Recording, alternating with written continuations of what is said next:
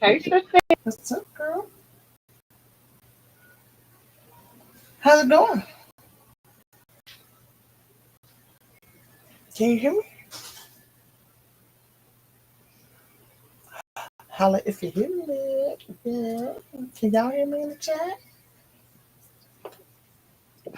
I can hear Oh, you. Can you hear me? I can.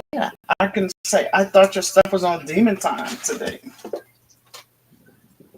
So My stuff? let's greet our Never. chat today. Oh, y'all should have saw me. I was taking off, baby, trying to get on this live. Auntie, she said, "Oh yes, polytalk. Yeah, we talking real polytalk too, right?" Terry, of course, he has our disclaimer front and center. I A think I chin just said chin. under Section 107 of the Copyright Act of 1976. Allowance is made for fair use. For the purpose such as criticisms, comment, news reporting, teaching, scholarships, and research. All right, thank you for that, Terry. Y'all can always bank on Terry. Lexi says, I'm here, I'm here. Sexy Ray in the building. Bruta. Blueberry, that is. What my husband call you, Boots? Lady Boots. Is it Lady Boots? I think it is. Then we have Miss Lady Love. What's her purpose? Hey, beautiful. We have Senior Cruz. We also have us. Okay. I guess other people peeping through in the bushes to see what we got to say. So y'all saw the title. Y'all saw the thumbnail. And we're gonna talk about it. But it's not gonna be what y'all think either, probably. Well, maybe. Hey, Miss Cheryl, how are you? Beautiful lady, Miss Cheryl. So, our title, y'all see, it's been a lot of poly talk going on here lately, as we all know.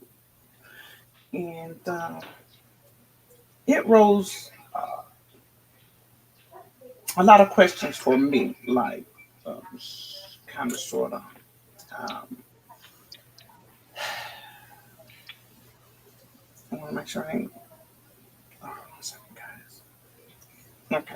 So it rose a lot of questions for me because, as you see, before we said poly talk, love me for real, welcome in. Before we said poly talk, on the thing we says, what are we sharing? Did anybody find that to be of interest when they saw that? When I said, what are we sharing?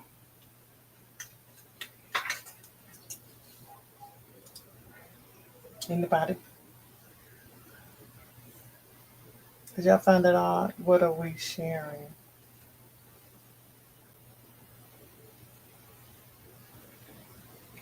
Sissy, what did you think about what are we sharing?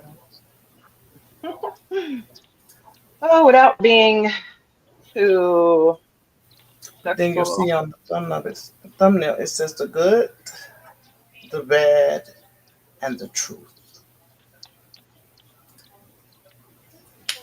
The good, the bad, and the truth.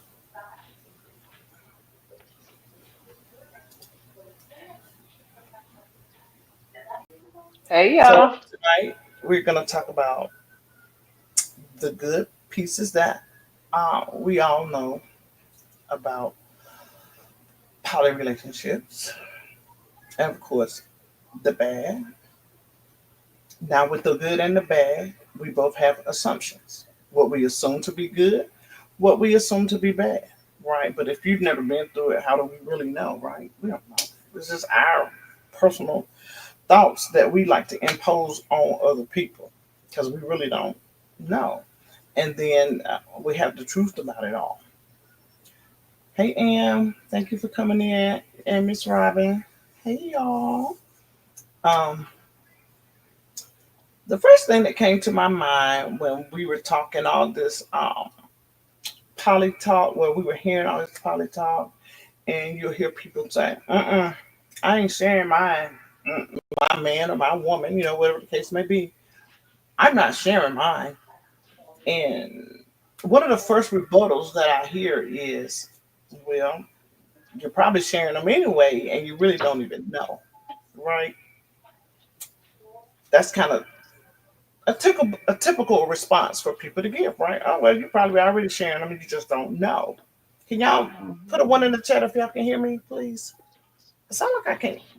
I don't know. Maybe y'all can hear me fine. Can y'all hear me pretty good? Sissy? I don't know Yeah, if Lady Love, everybody's saying they can hear you good. this one person can hear me. So, um, I when I hear people say, well, they could be cheating on you, but how would you know? You're probably in a poly relationship and don't even know it. That could be true. But that's not what comes to my mind, guys. What comes to my mind first is, what do you think marriage is? Like, because the first time you hear it, they say, I'm not sharing my man. I'm not, I'm sleeping with me, sleeping with her, back and forth. That's what you hear. And I'll be like, well, dang, is that what they think marriage is made out of? Sex? Is that the first thing that comes to a person's mind when they hear about sharing a partner or a mate? And I said, you know what? I want to talk about that, because is that what we're really thinking about? Sex? Let's talk about sex, baby. Let's talk about you and me. But I was thinking that earlier. so, do we really know what marriage is? Good question, right? What is marriage? So, if you ever follow laws and everything, it tells you that it talks about the institution of marriage, right? It doesn't say for the love of marriage, for the sake of marriage, for the feelings of marriage. It says the institution of marriage. Y'all have heard that term before, right? The institution of marriage. So,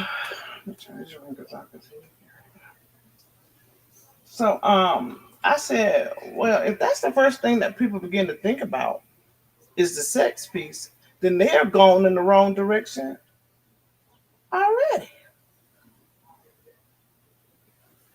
And I was like, yeah, let's talk about it. Because I want to first talk about the marriage part, where a lot of people don't understand that marriage has evolved through the years. Because you all do know that, hey, Upper, Lexa said, drop the link. Hey, Give me just baby. how to figure out how to do it. Um, it used to be a time when a licensing was not required for marriage, right? You stood before your loved ones and you poured out your vows or whatever it was, and then that was it. There was also a time when there was not even vows. The family said, "This is yours. This is his. Here, y'all hitched." Different things. I got a list here that I had made, and then I'm gonna read it because I can't share it. But it says, the era of marriage, and I'm going somewhere, y'all. I want us to first get an understanding of what marriage is, what it's about, and where it came from, and to show just how it has changed through the years. Because and the reason I found that so important, because I continue to think about it, and I said, people have a right, to love or marry who they want. We saw in the LGBT community, they fought very hard for their rights, and they can now be married. They chose who they wanted to marry, and it was consensual, right? It was consensual for both parties, and they were able to marry. So then I said, well, if two people can say that they love each other enough to be married, whether it be one man and one woman, or two women, or however it goes. Well, who's to say that three consenting adults, or four or five, six consenting adults could not say that they were married? Just a thought. So it made me, say, let's find out a little bit more about marriage. I'll go ahead and share it.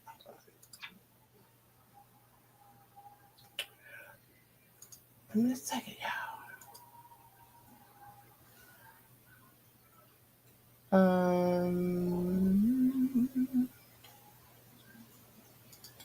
Hold on, I'm coming. Since they got them shoulders out, looking all sexified, girl. She's trying to ignore me. Can y'all hear me? Sissy, She said, can "You y'all hear asked me? what that mean, girl? Or what's that about?" Did you heard what I said? I want to make sure I'm giving the right. I don't know. I got a delay or something. Something weird going on. And Alexa's asking for the link.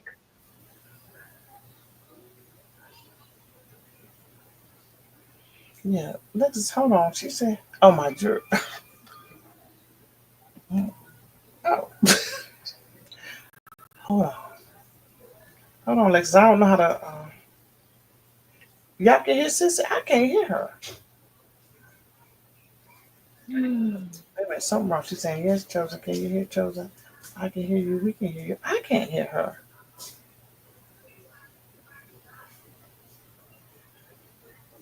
Say something, Sissy. Testing, testing, I see her green dot moving and everything. testing. Hold on. I think I know what it is.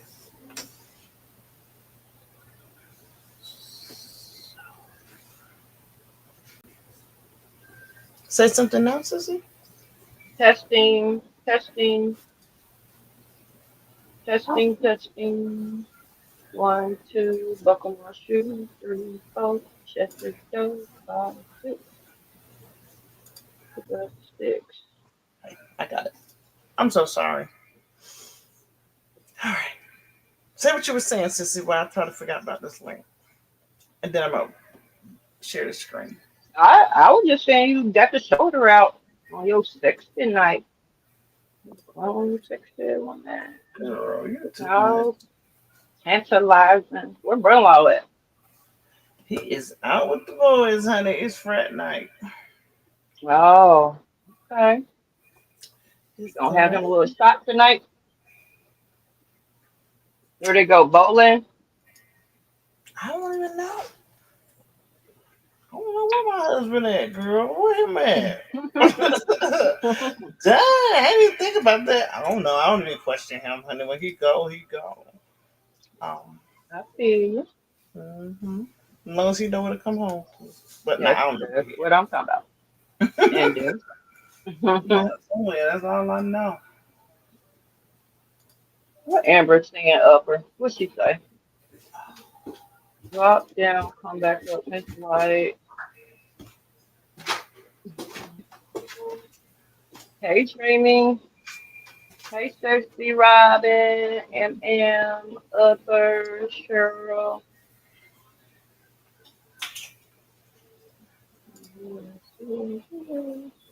Oh, maybe I need a second. Let's Boo, Miss Robin. Blueberry Boots, the girl. You okay?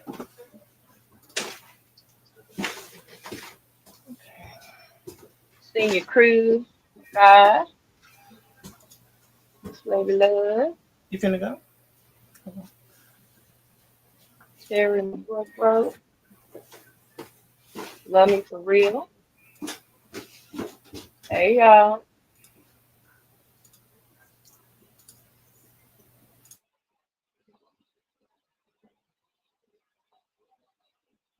Sissy's trying to get a something to play for y'all. Hi, Jackie. Welcome in. Hey, cousin. Hey, Shanta. Miss Jackie.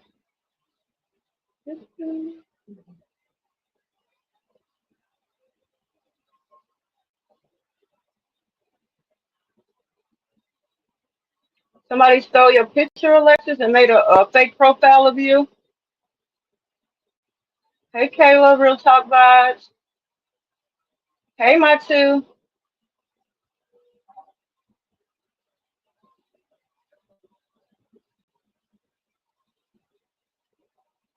What happened, y'all? What they do with Alexa's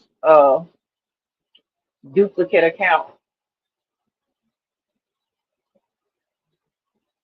Motherfuckers are always trying to stir up some shit. Hey, Auntie Debbie.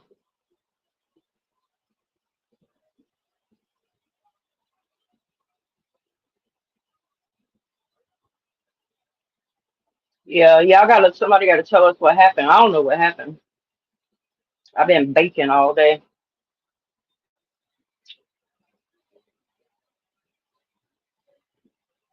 Oh Lord, that was Aiden stole your picture, Lexus.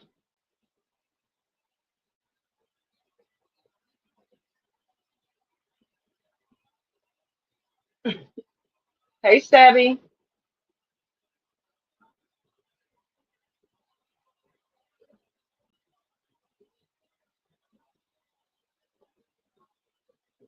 Sissy, what you doing?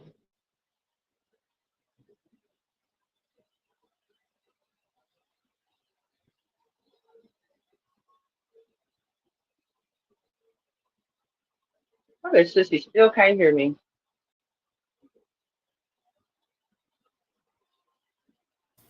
Well, I had a chart that I wanted to share. I don't know how to do the document, so I'm just going to tell you, and then we're going to watch this little thing. So on my chart, it says the evolution of marriage purposes. In the era of ancient civilizations, the primary purpose for marriage was for economic alliance, property rights, and producing heirs.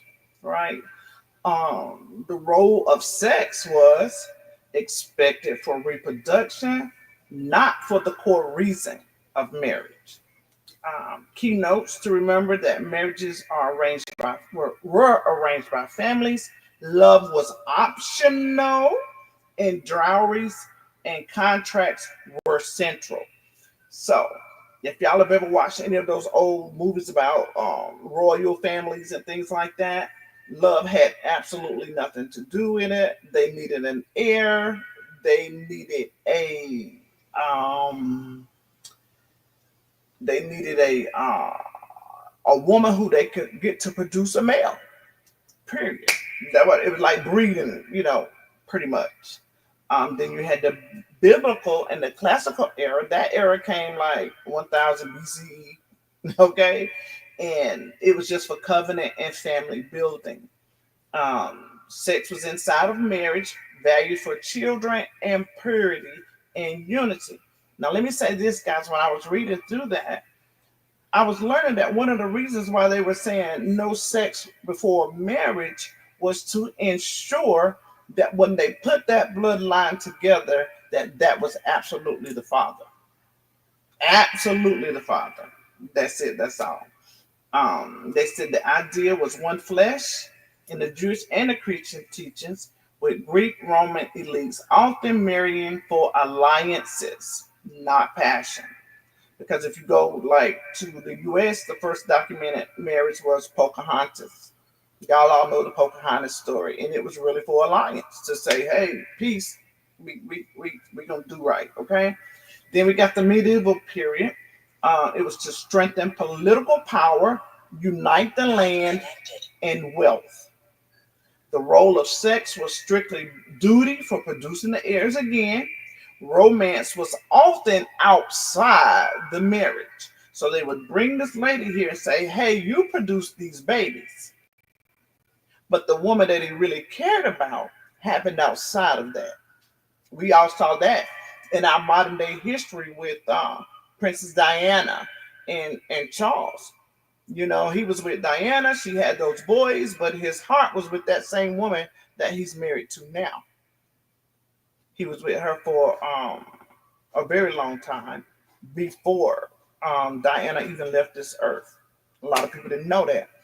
But they said the royal noble marriages often were political. Church began defining marriage as sacred. It was during this time when the church started saying marriage was sacred. Then we get into the 1500s to the 1700s. It was a renaissance to enlightenment. Okay. And the primary purpose of marriage then was balance between alliance and companionship, more openness to marriage and they had more open. They began to be more open to having a romance inside the marriage, and sex began to tie to fidelity. So now during this time, when they're starting to say, I think we might love you. I think I might like you. Let's try to make this work type thing, right? The Protestant Reformation promoted marital intimacy as positive. The Catholic Church formalized sacramental views. Then, in the 1700s to the 1800s, economic stability and family home units were the purpose of marriage, where we started to see the brick house with the picket white fence, a dog, and a cat. The role of sex at that time was still tied to reproduction, but also seen as a part of marital happiness. You know what the I told you marriage was. Um, just we have to remember on that part that love matches became more common in the West for us. Still, many arranged marriages was happening worldwide. Last but not least, in the 1900s to this present day, personal fulfillment, romance, and companionship was the reason for marriage. Now I'm gonna say that again. In our 1900s up in today's time, the purpose of marriage was for personal fulfillment, romance, and companionship. Okay, sex role at this time is often seen as both an emotional and physical bonding, with reproduction now being optional. So here we got where marriage at one point in time was strictly for reproducing, or you reproduced and later fell in love. To now, you want to be in love and get it all emotional. Then you got to say, do we gonna have? Are we gonna have kids or no? You know. So it has turned completely around. It has done like a whole 180. Okay. Marriage now is seen as an expression of love. It has legal shifts that allow choice of partner and contraceptive, separate sexes, and childbearing. So, yeah, thank you for coming in, Kevin. I didn't realize you were here. Dreamy Hey, Girl Kevin. and other people. I did see a comment you put up. Let me go back to that. And how fitting for Kevin to come, because, is that his first comment the right question? Do I want to share? Oh, maybe it's something else. Did I say something else?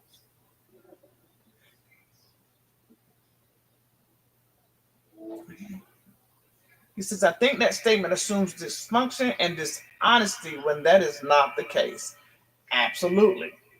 Oh, I didn't see the comment before that. He said, Peace, Miss White. For one, I don't think it's a good rebuttal to say you're probably sharing anyway and don't know. Yeah, it's not a good rebuttal because, yeah.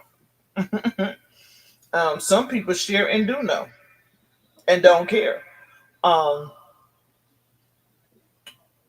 I have heard my aunties and stuff in the past and be like, where your man at? Girl, I don't know. He probably down there. I'm gonna make up a name. He probably down there with Eve, honey. He can stay down there as long as he bring that paycheck. I had an older lady that she was wealthy. She was wealthy. Her husband has not died not long ago. And he would run out on her and make babies. And she would always say, ain't no money leaving out my house. Go get them, bring them home. And she would raise those babies. She would raise them. I used to hear my mom say, "Oh, she ain't getting nothing but a wet behind because she ain't getting nothing else." I used to hear my mother say that.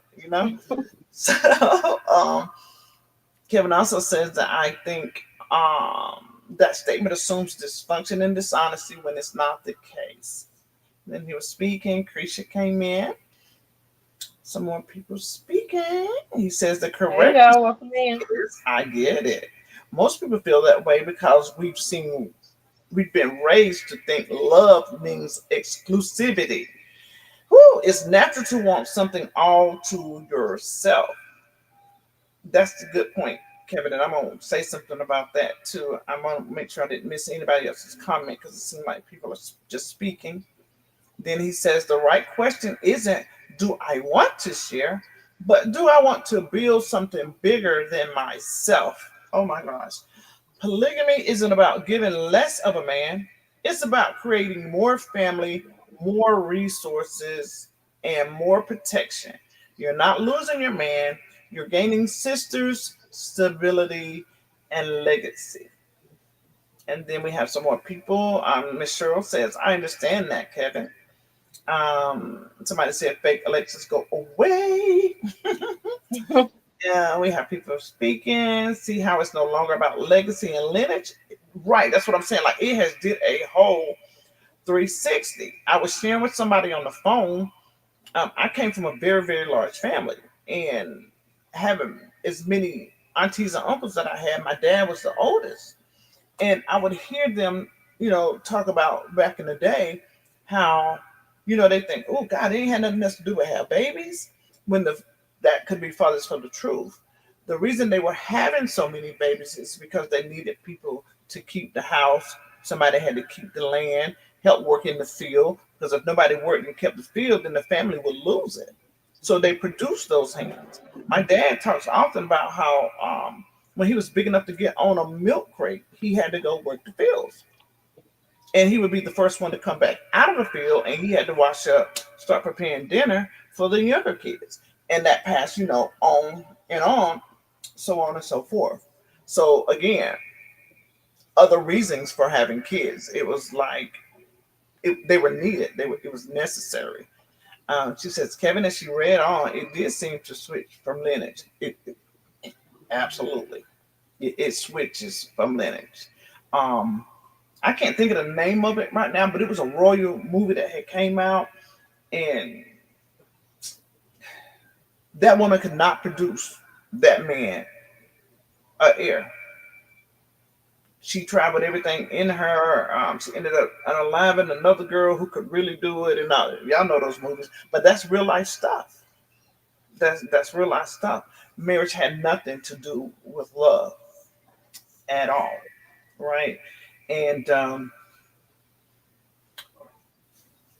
what has happened through the years, they've switched. I was sharing before one time when older women would say they would meet a man and they would marry, and not 40, 50 years ago they would marry almost instantly, and those marriages last a very long time because these people learned together, they grew together, they failed, they laughed, they cried, they went through and learned together, and they stuck it out. Whereas now you'll hear us say, honey, I got to find out more about him.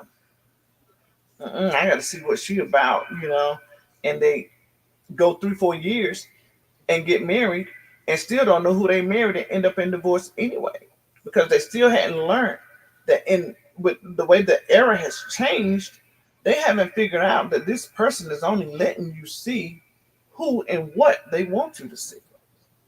Mm-hmm. Who and what they want you to see. So, yeah. Yep, they actually lasted longer when it wasn't about love. I heard somebody say not long ago, and I'm going to say the person's name, but they said that their mom told them, I had to learn to love your father. I didn't do it automatically. He was a provider, and I learned to love him. Now you can't break him apart.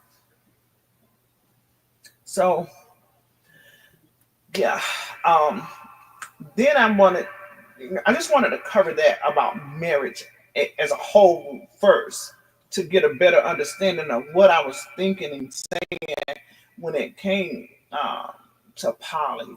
Because when they start saying, oh, he's cheating on you, or he's just using you, making you do what he wants you to do for his own selfish reasons, so on and so forth, right? And I say, are they not willing? Are they not consensual? Are they not adults? Because one thing we got to know, believe, and understand is that there's a day gonna come where they'll be able to marry how they choose when they choose. Because it wasn't that long ago that the LGBT could not marry. Listen, if you want to do a deep dive, you'll find out that even when they were getting married, it was not a licensing, right? They just got married. There was no legal documentation or paperwork that was put before them. Do y'all want to know? Can anybody guess? First person in the chat that can guess one of the main reasons why they started making this document to say who belonged to who? Anybody want to guess?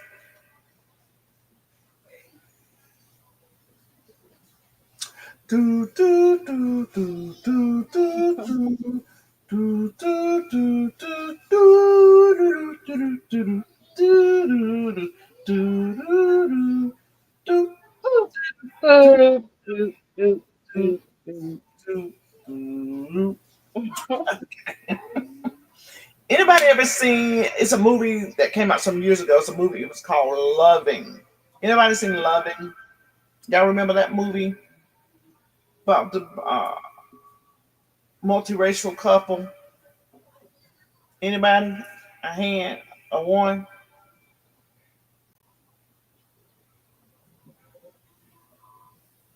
Wait, let me read Kevin's comment. He said, in the United States, studies consistently show that around 60 to 70% of divorces are initiated by women, and that's monogamous marriages.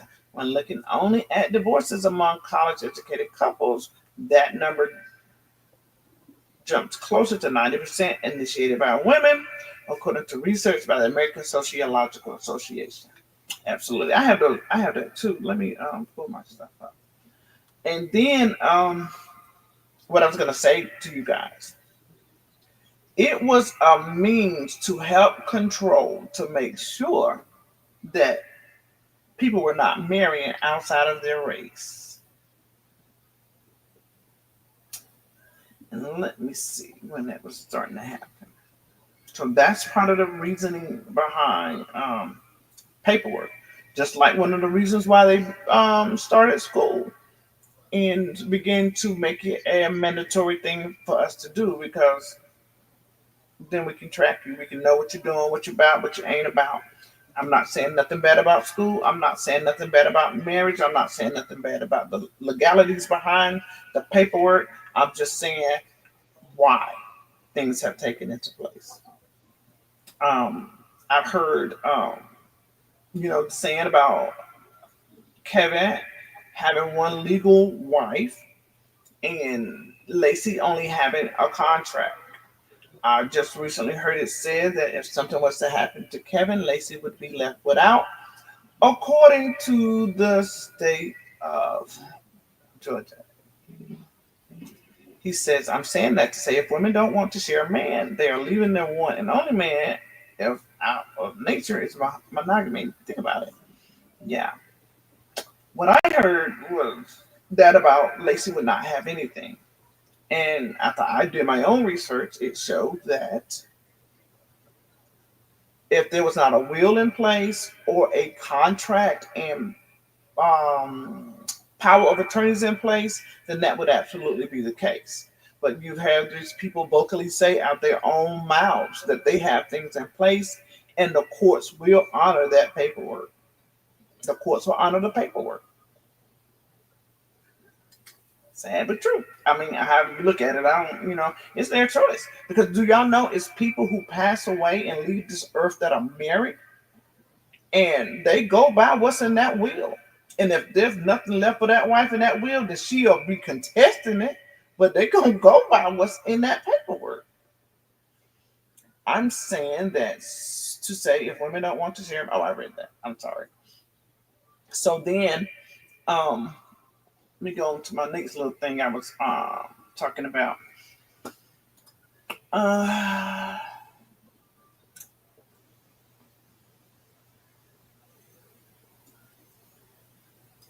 I did. I told y'all about that. I had my little notes over here. About the biblical marriage being oral and traditional. We talked about that. Clay Tabby. So we all understand about how marriage has changed through the years. Um, I I I have a conversation with my husband one time, and he don't like to talk about this, and he'll shoot me off really fast when I say it. But I have a lot of health issues, right? I have a lot of health issues, and I said to my husband one time, I was like, "Hun, what would we do if life came to a place where I could not perform sexually for you anymore?" He's like, "What do you mean?" I was like, "If I could not perform for you sexually anymore, what would you do?" He's like, "Well, my vows say that I have to love, honor, and cherish you." Right. I said, "But I took those same vows. So I would have to love, honor, and cherish you." He says, "Right." So I said, "Am I cherishing your thoughts, feelings, and emotions? If I were to get sick and just say, 'Oh, well, no more looking for you,' I thought that would be so selfish of me to say, 'I got sick, he cut off.'" Like, what do you think about that, Sissy? Hmm.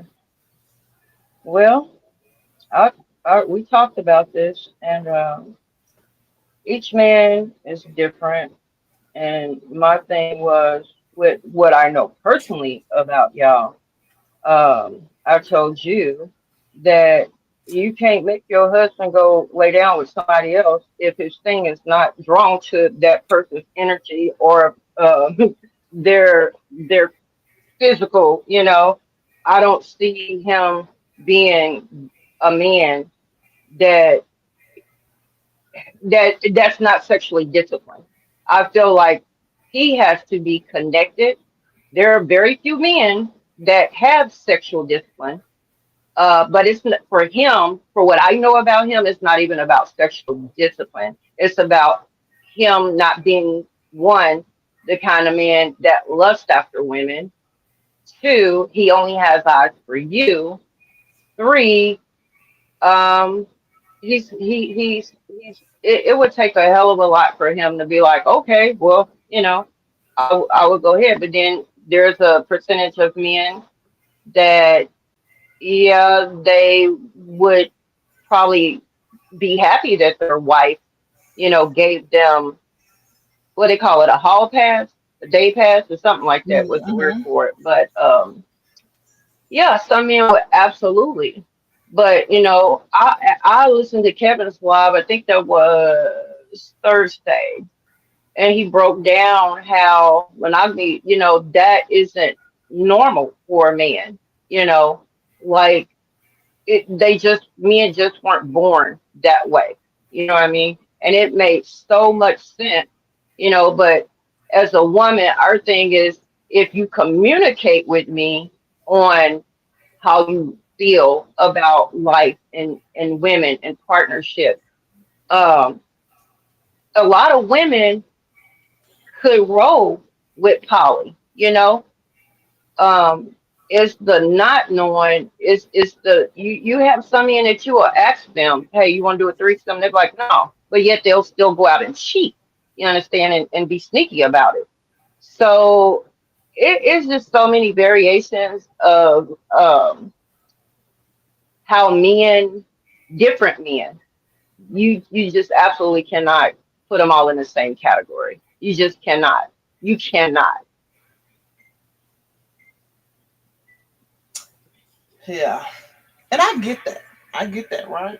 So I told him, Mhm. we're gonna sit down this weekend because it was a movie that I saw so many years ago, early '90s. Uh, I cannot think of the movie. It was something wife. I can't think of the whole name, but I remember the lady name was Pearl. So this lady knew she was about to pass away, and she had a husband and kids. So I remember it was Farrah Fawcett who played this person. I do remember that. And when Farrah knew she was gonna pass, she says, "Hey, we gotta get somebody in here who can help maintain this household." Right? It wasn't about I'm trying to find your wife. It was we need somebody to help maintain this household. You got these kids, you work, you don't know how to do it.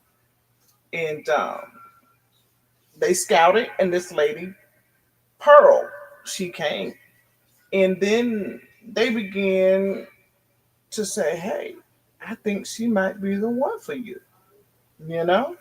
And this was the wife giving him her blessing to say that when my eyes close, this is who I want to see my kids with. I feel like this woman would be the best mother possible for them and can service your needs as well. And they were in like a polyamorous situation until she passed away. What do you think? I'm trying to find. Let me find the name of it. Yeah, I missed that one, and I'm a Farrah Fawcett Do fan. anybody know about what I'm?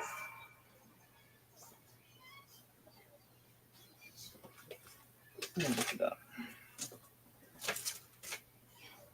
Thank you, discussion board. How are you?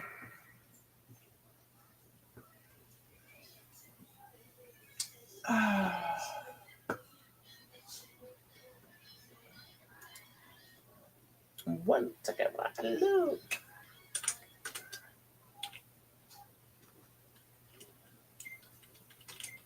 Where's Chat GPT when you need them? You know how I abuse this. I'm not I'm not even think for myself, but I guess I think about I robot too much. Mm-mm. The substitute wife. That's the name of it. The substitute's wife. The substitute wife. Anybody? Y'all never heard of that? I hadn't. It says let me see.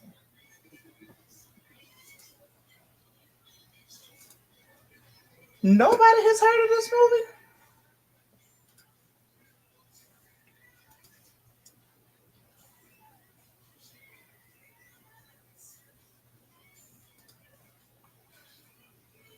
Y'all see that? That's the movie right there. I don't know if I can blow this up. Mm. All right, I have to check that out. That's the movie right there. It came out in 1994. Let's see if I can go back to this side. I'm blowing up.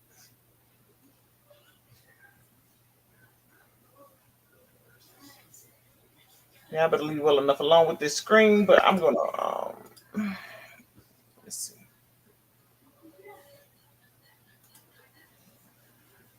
Yeah, it says The Substitute Wife is a 1994 TV movie about a woman named Amy Hightower, played by Leah Thompson. Why did I thought that was Farrah Fawcett? But anyway, who is dying of cancer. Knowing her husband will struggle to care for their four children alone, she seeks a replacement to help maintain their homestead. The film explores themes of family and sacrifice in the pioneer days. You can buy streaming options for the movie on platforms like MoviePhone and has received reviews on sites like Rotten Tomatoes. Yeah.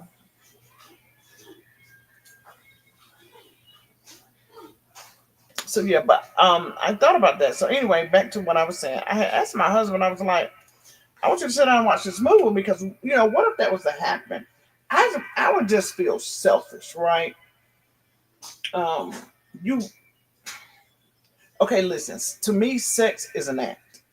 Sex is an act. It's a performance. It's a thing, right? Um, I have more trouble with you cheating by emotion. Like you gave your time to somebody, you gave your heart to somebody, you gave your love to somebody, you expressed your thoughts, feelings, and emotions to somebody. That would bother me more than the actual act of sex. Does that make sense? Mm-hmm. Than the actual act of sex. That would hurt me more because I would want to know, like, what is it that attaches your spirit to her spirit that makes you want to share those things? So, yeah. Kevin said that tribal polygamy was about lineage, land, territory, and resources, as money didn't exist yet.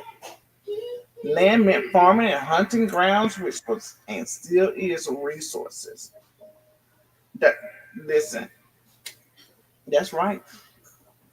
We have been accustomed to the way of the world because it's been going on for so long that we just think that's what it is. We think that's what's right. We believe that that's what it is because that's all we know. Um, I hear women talk about being a Proverbs 31 woman, right? And I said, "Ooh, gosh! If they really knew what that was, they would stop saying that." Because in the today's world, a Proverbs 31 woman would not fit because she worked the fields. She tended the land. Her husband sat in the middle of the field, and his friends called him blessed. You know, so it's a lot to be in a Proverbs 31 woman. So it's just a lot of things that we don't. When somebody introduces you to something, and that's the only way that you know it to be, it becomes law because that's all you know. And when I say becomes law, just like our process of thinking. Um, I told somebody one time before that our days begin at night. People slept in the daytime, right, and worked at night. But now you look at the world. Fast forward, we operate our business through the day and we sleep at night. But that's not how the world has always been set up. Did y'all know that? Did y'all know that that's how the world used to operate? That we slept at night. I mean, we slept in the daytime and did our business at night. Nighttime started a new day. But you can't get anybody to understand that who's never seen it. A lot of times we don't know, we don't research. You don't really hear those kind of things a lot. So when somebody say to you, marriage is to love, to have, the whole, to sickness and to health, to death do you part, you be like, oh, you go straight to the sex piece. Um, Hmm. I often question like the marriage bed undefiled because I be like, well, if both partners are agreeing, then what does that mean? Hmm. What does that mean?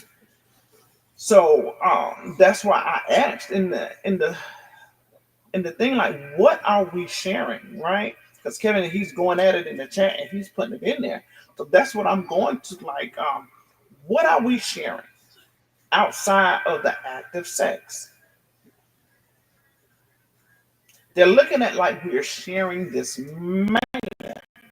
I have heard so many times that people say, "Well, it looks like he liked Lacey more. It looks like he's more in love with Lacey, right?"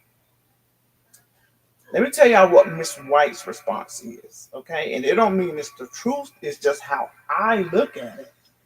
When I see them and I hear them say that, I say, "Child blue." Jamie done seen it, done been there, can write a book about it. She ain't, for Lacey, it's fresh, it's new, it's tantalizing, it's something, you know what I'm saying? And that's just how I look at it. That's just how I look at it. I heard her speaking and she said, there's nothing about this man that I don't know. Uh, I know, pretty much you know everything there is to know about him. They grew up since babies, right? She know him better than he know himself. So, right. So, um, and then I also say they notice a difference between the two ladies because there is a difference. Like there's a difference. Why would Hmm. he go get two of the exact same women with the same two expressions, the same two thoughts, Hmm. the same two Hmm. patterns? Talk Like make about it. it make Talk sense. about it. That's why you see a difference because Woo. there is one. Ignorance is bliss. Yeah, it's a Hmm. that's why there's a difference. Come on.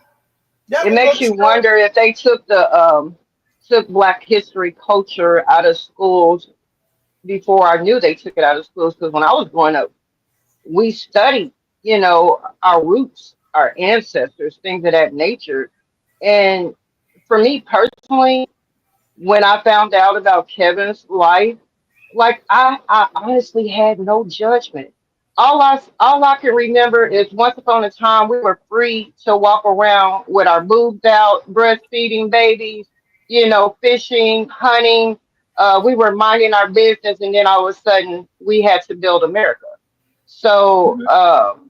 the laws of the land, and Or we're gonna share that content that that the guy that him and his family they've been fighting for legislation laws. They kind of linked up Yeah, we're gonna with the show it now Republicans. because Okay.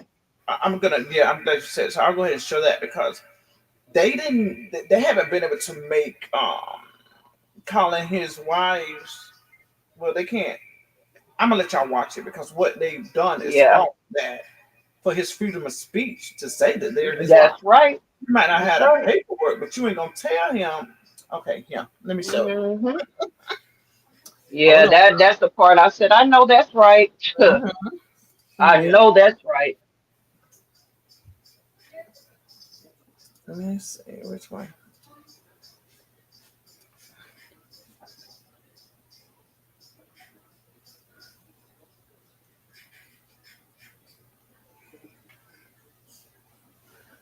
Oh yeah, I got to make sure I got the right one.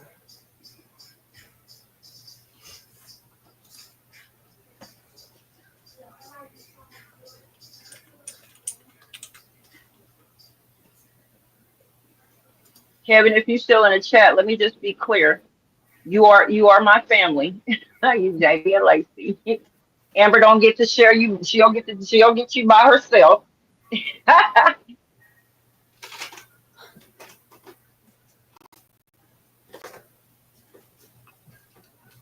Oh, here it is. I'm so ready to take my grandson fishing and teach him and how to hunt and all that kind of stuff. My daddy is a hunter and a fisher. Well, he used to be. But I'm so ready. I like stuff like that, like nature and really teaching your family how to survive if something happens.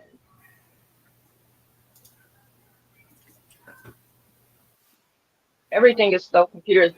Ice Cube did a remake, y'all, of War of the Worlds. I don't know if anybody saw it or not. Remember the movie with what's his name? Tom Cruise did War of the Worlds when the aliens invaded. Well, Ice Cube did it. He did a remake of it. It was pretty decent, and it really make you think about some stuff. Everything is so computerized now, like it's crazy. And if stuff crash or invaded, or we go to war, and God knows, like you really need to know how to fend for yourself. Like, you really do. I'll say proudly that I have 3 wives. I've raised between them 25 children, and between those children, we now have 16 grandchildren. 17. I did the count. It's 17. That was with Maddie's. Turn it up. So There is a false narrative that the nuclear family is the typical family, and that's not really true.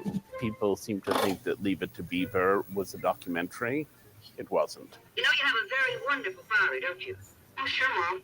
Oh, sure, Mom. It was an idealized representation of what people aspired to. And since that time, the nuclear family has been held to be the ideal, and all other families have been held up against it. families like ours weren't supposed to speak up.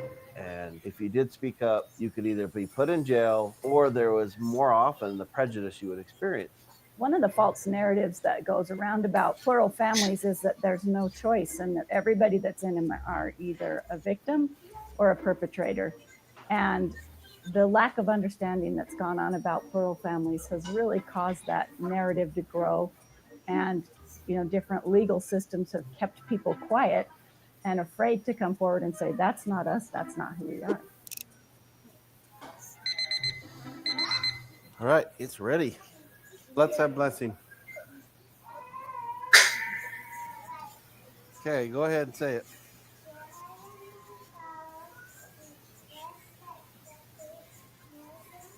It is a love story for me. We've all come from plural families. And, I just graduated from high school. I really was focused on school. I wasn't looking to fall in love. I knew Joe, he was friends with my brother, and then Vicky is my cousin, and I have hundreds of cousins. So I think I saw Vicky and Val twice when we were kids. When we got older, Vicky and I became friends. As the relationship of the two of them blossomed, they decided they're going to come out after me together. And that was very confronting for me. It was a surprise to all of us, but we were just like, let's kind of see where this goes. We're just open to Yeah. the lifestyle, so might as well look Because into we it. both believed in it, and so we were like, why not look at it and see how it feels? We were married for 10 years, and then this gal shows up. Came along. She had come out of a divorce and was coming over, and I saw her like for the first time for me, and we were both really confronted. I wasn't looking for another wife, and I felt a zing, and then I was like, what was that? No. shortly she joined the family along with 5 kids, and we became a. Did y'all hear what they said? And I have to pause and talk for a second for copyright reasons, but they were already married for 10 years. The other lady was going through divorce, and she started coming over to visit. So that was important as well. Like, they didn't just jump up one day and say, hey, let's do poly. But let me keep going. Plural Brady Bunch family. The crime has traditionally been if you purport to be married. So it was a law against language, rather. So we couldn't even talk about it. You didn't say anything about your family. You didn't want to lie, but then you felt this pressure, like, I can't own who I am. I can't say who I am. And I think when you do that to a culture, you do that to people where they're not even able to speak who they are or be proud of who you are, it really marginalizes and then leads for that culture to be exploited. I'm writing a book now in which I try to look at ways in which people who consider themselves family have to contend with a system that tends to give greater validity to mainstream families. And I'm interested in the idea that this nuclear family really was an invention of the 20th century. They originate from a 1950s idea that there was such a thing as an ideal family. And they originate a lot from the idea of normality. And it began in mathematics. And in mathematics, it meant the thing that occurs most frequently. Check, no mistake. That idea of normality was very much celebrated. People wanted to fit in. They wanted to be the same. Eccentricity was devalued. Originality was devalued. And while the pressure on human beings was significant, it was nothing compared to the pressure that was placed on families. Oh, he was Tommy's father, home from work. And here comes Mother to say hello. Every week, Father comes home with money for Tommy and for Mother. Families had a way they were supposed to look, and there were roles. There was a breadwinner father, there was a caretaker mother, there were a couple of children, maybe 3, there was a dog, there was a cat. It was idealized in media representation, and the assumption was that in these households, free of disability, free of difference, free of so many of the things in which we have since come to find meaning, that it was in those households that people would have the best, the optimal, the most wonderful experience. So we came to a very sentimental and a very narrow notion of what it meant to be a family. Marriage to 3 women, isn't that illegal? You have never seen any family like the Dargers. Love Times 3, our true story of a polygamous marriage. We have the Dargers here. The Dargers were willing to come out as polygamists at a time when almost nobody did. They said, the representations that are out there of us are wrong. There are people who are suffering in polygamous marriages. There are people who find them joyful. Those stories need to be heard. Only the stories of people who have been miserable are being heard right now. What really got us all inspired to become more public and try to change the narrative was my daughter, Kira. She died when she was 5 months old. The investigation and the way that we were treated and the fears that we had of interacting with other agencies, it was really, really painful. They went in and they pulled out all the kids from the same last name in the schools around to interview them. I was only 30 at the time, and I just didn't know what to do. And we had seen some other families where there were some cases where the people had something happen to their child and were being accused of some kind of abuse. Yeah. And they chose to kind of go deeper and hide, and the fear just made them go, we don't dare talk to anybody, we hardly even dare go out of the house. And we could see that's not going to be healthy. And we can't want to do that. I mean, I wanted to do that because I was really scared, but Joe was really angry, and all of us were kind of wondering what to do, but we just knew it couldn't stay the same. It just couldn't stay the same. Joe, do you constantly smile? Huh? We realized that narrative that we talked about is so strong that if we didn't start doing more interviews or be in public or talking about it, even though it was a risk to talk about, if we didn't do that, it was not ever going to change. We really tried to examine what we had to do to change the law. We did a lot of politicking. We got a lot of people active in politics. I want to thank Joe Darger for the invitation to speak on this really important issue. We had to really focus on the Republican Party to get any kind of influence and get people to see that we had a voice. When these crimes do happen in plural families, they are often not reported because of the widespread fear of the media and law enforcement. Joe has had a number of insights that were crucial to bringing about decriminalization in Utah. In the first place, he said, we have tried for many years the freedom of religion argument, and it has never worked. He said the freedom of religion argument does not, in fact, cause people to open up and say that they want to accept those of us who are practicing polygamy. It was defeated by the Supreme Court in the Reynolds decision in the late 19th century. It has been defeated in courts over and over again. He said, polygamy is a free speech issue. He said, nobody gets in trouble because he has slept with a bunch of different women and had children by them. He said, I have children with 3 women and I call them my wives. And it's because I use the word wives that our lives are stigmatized. He said, that is a free speech issue. I should be able to call them whatever I want to call them. And so it was the revelation, I think, that this could be negotiated as a free speech issue that was his great primary insight and the beginning of the shift toward decriminalization. A lot of people know there's no way you're ever going to change the law in a Mormon legislature, and we had that unanimously passed in the Senate, overwhelmingly passed in the House. Polygamy is not legalized, to be clear, but it's decriminalized. We got it to go from criminal, felonious, to now it's an infraction in 18 years. So you take in.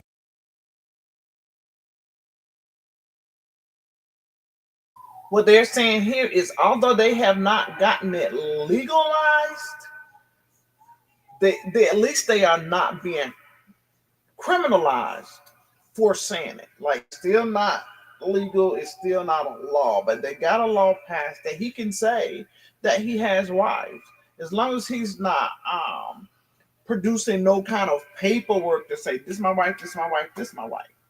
And then,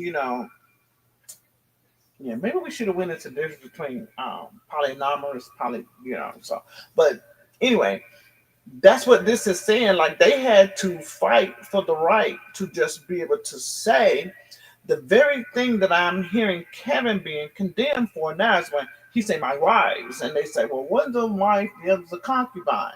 Says who? Did his wife, Jamie, call Lacey a concubine, or did you? Because they're all in agreement. It's not for us to choose. It's not for us to choose. Now, when you hear Jamie say that out of her mouth, that Lacey's a concubine, that's when you're going to know that she's in disapproval of what's going on.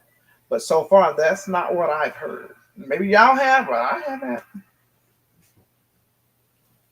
Kevin says, if a monogamous couple didn't believe in legal marriage due to their beliefs, but were committed to each other, no one would be harping on them for calling each other husband and wife.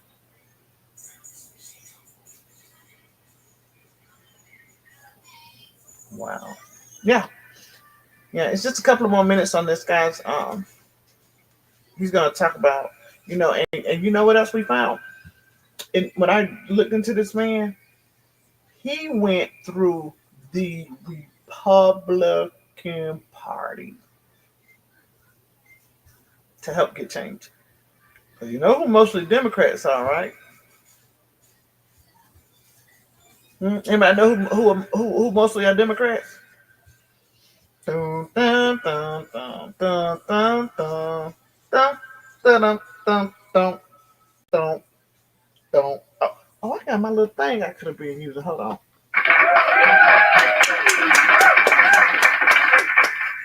Yeah. But let's finish. And Kristen, Tori, and Kristen, Tori, Janice, and then Tess. a lot of times the fact that it was criminalized was used as a license to then discriminate. Well, it's not religious discrimination because you're illegal. So I can deny you housing, I can deny you a job, I can deny you a loan because you're involved in a felonious lifestyle. So now that we've been able to alter that just this year, we're hoping that more people can come forward and own who they are. And then we can put an end to this kind of narrative that continues to exist from keeping people quiet.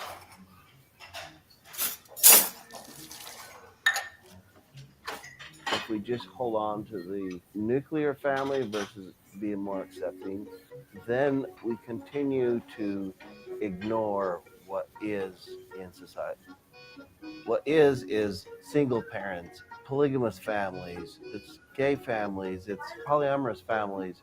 So if we're going to continue to ignore what is, then what we'll continue to do is then resist it, which then turns into hating it, which then turns into more strife. However somebody wants to organize themselves to create the future, we need to accept that because that is America and that is who we can be for the world. Well, y'all heard it. And let me tell y'all something about this man. I started like finding out more about him. He calls out other people in polygamy who's doing it for the wrong reasons. He will call them out. Go look him up. He's for what's right. And he don't want to take nobody else's choices away, nobody else's freedoms away. He's like, but don't take mine away. That movie that was out, it was a series before called Sister Wives. Yeah, he is dope. And he said the guy was his friend. He met him, grew with him, but he started calling him out on the crap that he saw him doing wrong. He spoke on that guy Nature Boy that became incarcerated not long ago. So he calls out the very things that he see that gives them a bad name. Like he'll call it out. He will call it out. So I have to appreciate that about him, Mr. Joe. You have to appreciate that about Mr. Joe because it is what it is when it comes to Mr. Joe. He gonna put it on the floor.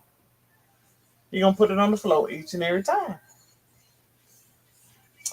So again, the point in showing that was, although it's not legal, he fought to not call him a criminal because of his choice. It's just not legal. And I like that I like that he's willing to stand up for what he believes is right. And just imagine if somebody didn't stand up, if we have mixed race kids and mixed race grandkids and things of that nature, somebody fought for us. I have mixed race kids and grandkids because we don't separate, we don't say stepkids. So my husband has a mixed race daughter. And just imagine if somebody didn't fight for that. If somebody didn't fight for that, we wouldn't have it. We would not. And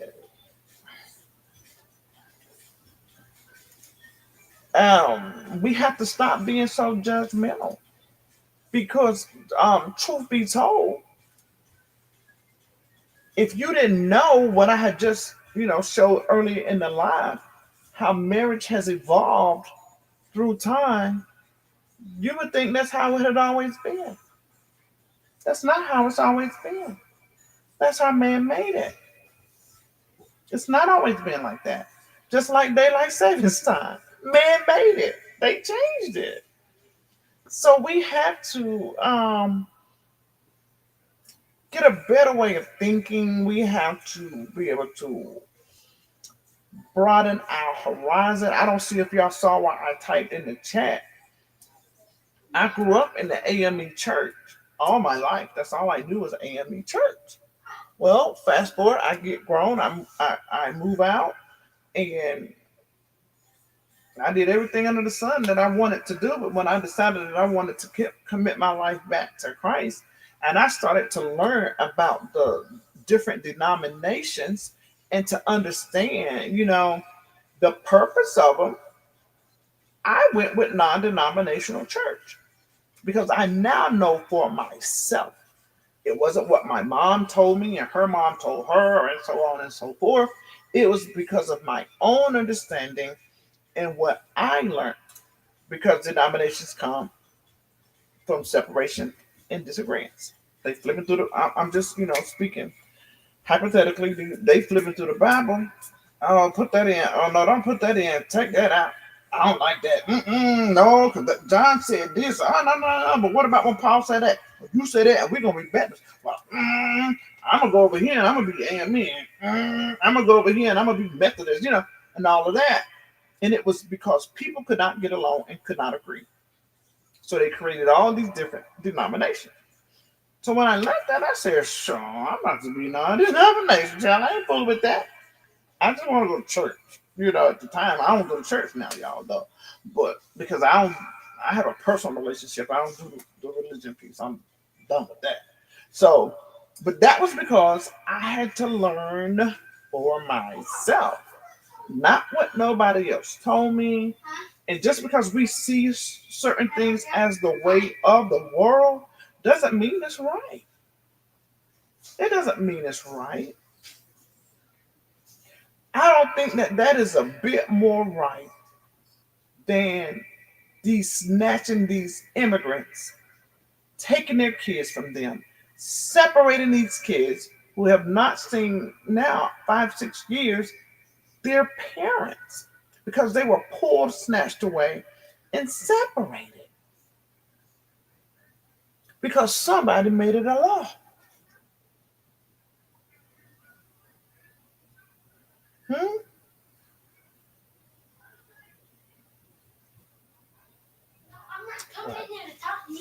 So I'm just saying, like, guys, we got to.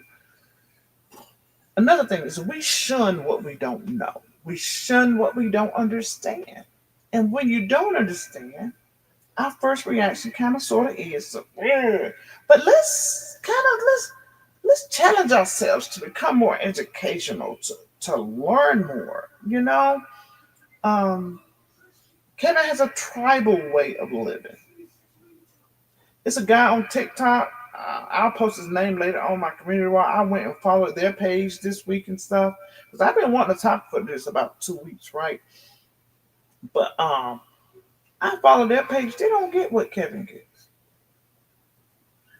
Now they get some of it, but all that other stuff, that's foolishness. And I'm gonna say this part again so the people in the back can hear. If they detect or think they see something different between Lacey and Jamie, it's because it's it. It is. I don't think Kevin wanted a cookie cutter type situation. It's probably one can do this better than the other one, but this one got this over there. She can handle that, and the other one got this on. Think, we gotta do better. We gotta think better. We gotta be better as people. And guess what? Whatever y'all feel that God said Kevin should or shouldn't be doing, at the end of the day, ain't nobody gonna have to stand on that but the three of them. That's who's gonna have to stand on it. Them three, none of us. None of us. None of us. So we gotta do, y'all, we gotta, Alexis says, well, in the Bible, didn't kings have multiple wives and our ancestors did too? Good. before they were forced to come to this land, you better say it. I don't know if you were in here before when I said, even that's why they made school mandatory. Because the black mind is something powerful, y'all. Boy, we can make stuff, build stuff, think stuff, say. And it's a way to control. You can't control what you can't keep up with. You cannot control what you cannot keep up with, okay?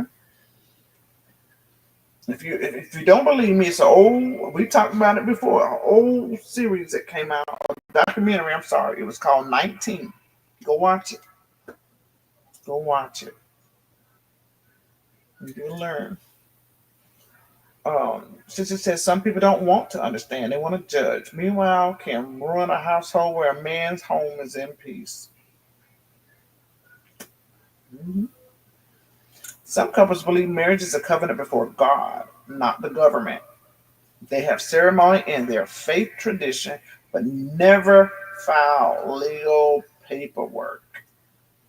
Even now, they just recently start moving common law marriage out of the way, because it was a time when you didn't even have a ceremony. They just say, hey, you've been together so long. Yeah, that's it. And they recognized it and they acknowledged it. And in some states who still do recognize common law. Lexa says they see differences in them to start confusion. She says, sure don't, Karen. Thank you, Shanta, for the super sticker.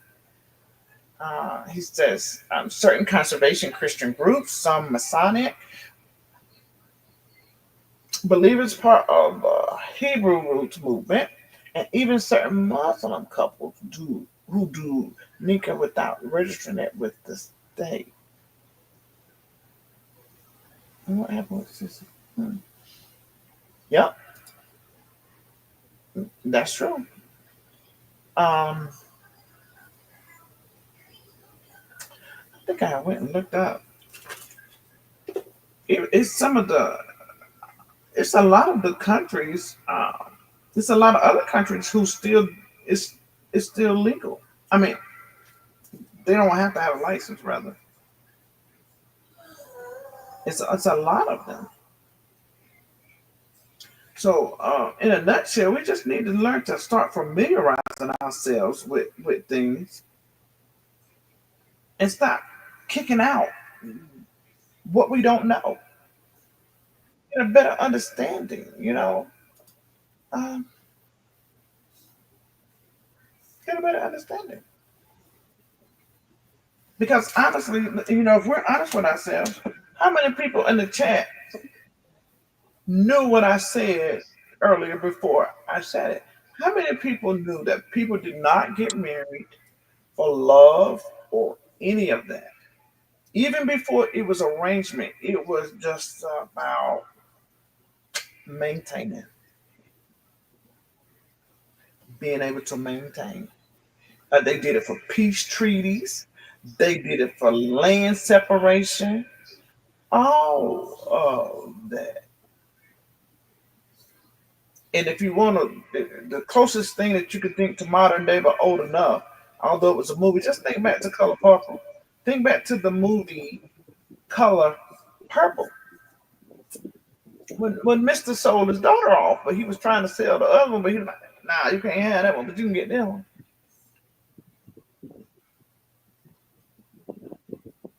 It was a contract. But my thing, the same ones speaking on their lives are in a poly relationship too. They just didn't agree with it because they men cheating because they always on YouTube speaking on Kevin's union. And the difference with that, Lexus, really is they're not in a poly. They're not in a poly. They just have an unfulfilled relationship. If that's what you want to call it. I wouldn't call that poly because, again, poly is consenting adults who make this choice. If they have a man that's running around and cheating on them and they just don't know it, then they just got a cheating man. I know you are, baby, but I know you're joking, but I'm just saying, like, that's not what it is. It's not poly. And they gotta quit confusing the two because, baby, you just got a cheating man. That's it. That's all. She says, Kevin, is that many denominations? I'm going to drop the link to Kevin if he wants to come up because he's saying a lot. It could be your ability to nurture him in peace. Also, you can help die younger wives. She understands conflict resolution and the long game in law.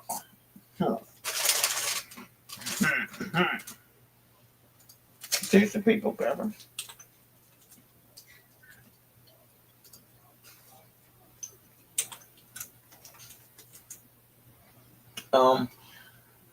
You ever seen how you know how we got crooked pastors out here in the world, right? There's a lot of crooked pastors in the world. And we know this, right? But when they come before you in a sanctuary or church or wherever they are, and they give you the word of God, because they are crooked, did that mean what the Bible, what they was reading in the Bible was the truth? Just a question. They could be crooked, but when they read that word of God, because they're crooked, did it make that Bible any less true?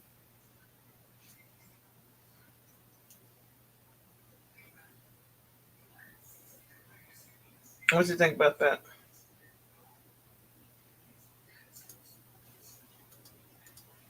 So my point is, just because you don't like Kevin,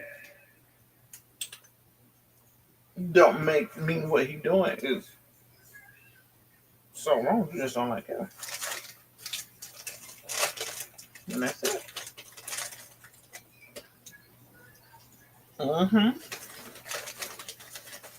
Peace and order.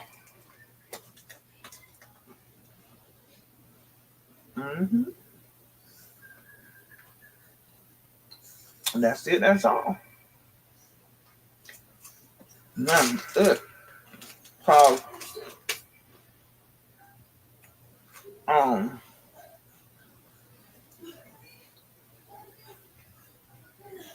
I heard so many times they say, how they say it?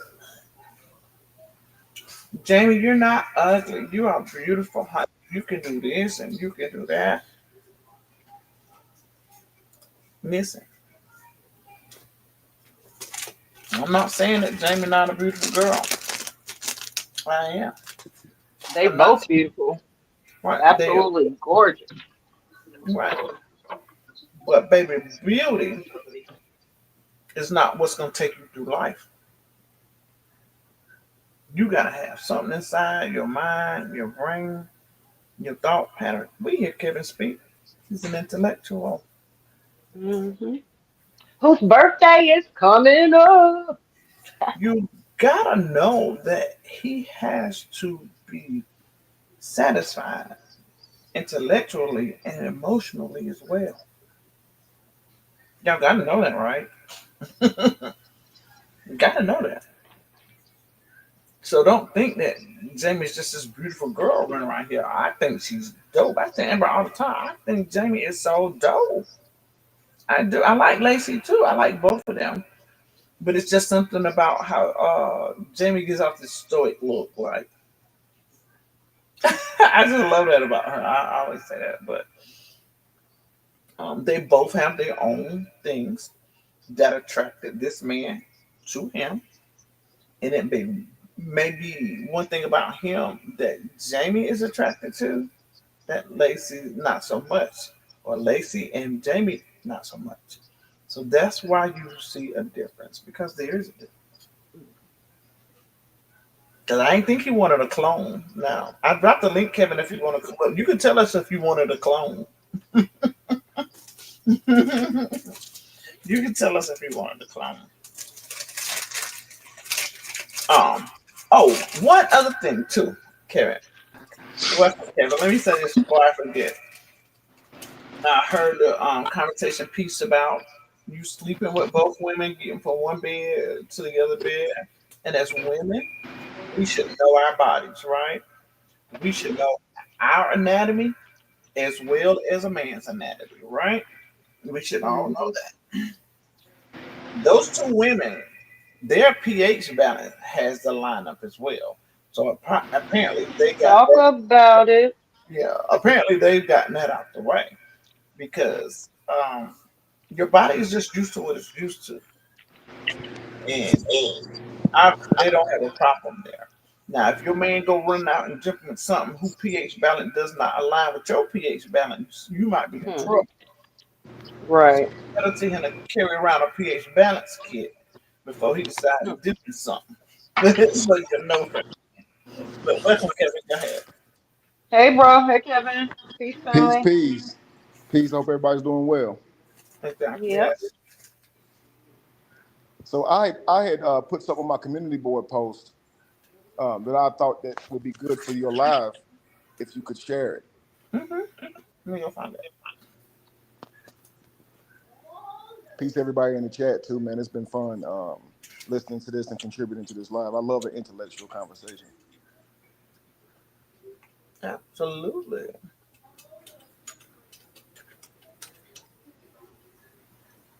So many times we think from our own biases that we fail to recognize why this thing has been done, and we don't look far enough back to even find out what we were like before the colonizer.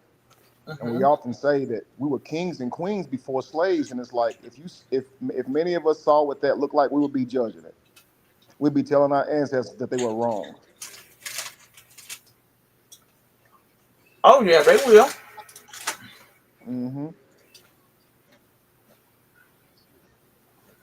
Let me back out of here. Where I'm at.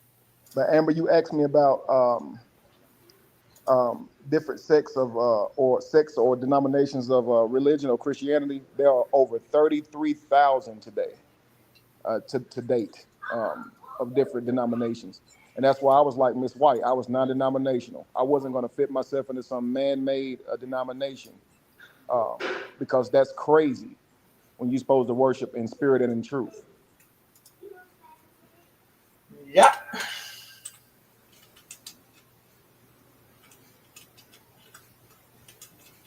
You said it's on your community wall? Yeah. Oh, hold on. That's why I can't.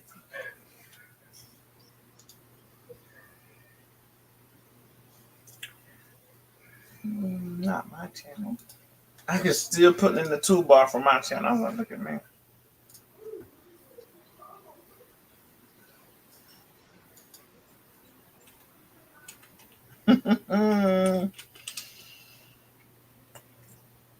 Yeah. Today. Let's see.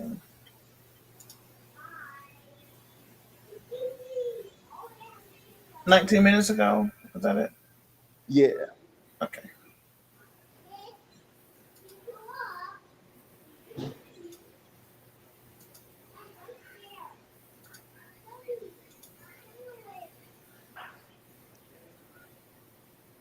And it's pretty small, but I'm going to read it to you. I simply asked ChatGPT, why did the colonizer outlaw polygamy? I was typing fast there, but it understood what I was saying. It says, why did the colonizer outlaw polygamy? It says the outlawing of polygamy by colonizers was not just a matter of morality. It was calculated and social and economic move designed to reshape societies in the image of the colonizing power. So it says, here's a breakdown of the main reasons. First one, destroying indigenous family structures. And I always tell people that the people who inhabited this land, call them Indians, natives, whatever you want to call them, they were poly, and it was all of them. It wasn't some certain part. This was life. There was no word called polygamy. It was just life. It's just what it was. Like penguins don't say monogamy. Lions don't say polygamy. There's no need for it. You just do what comes natural to you.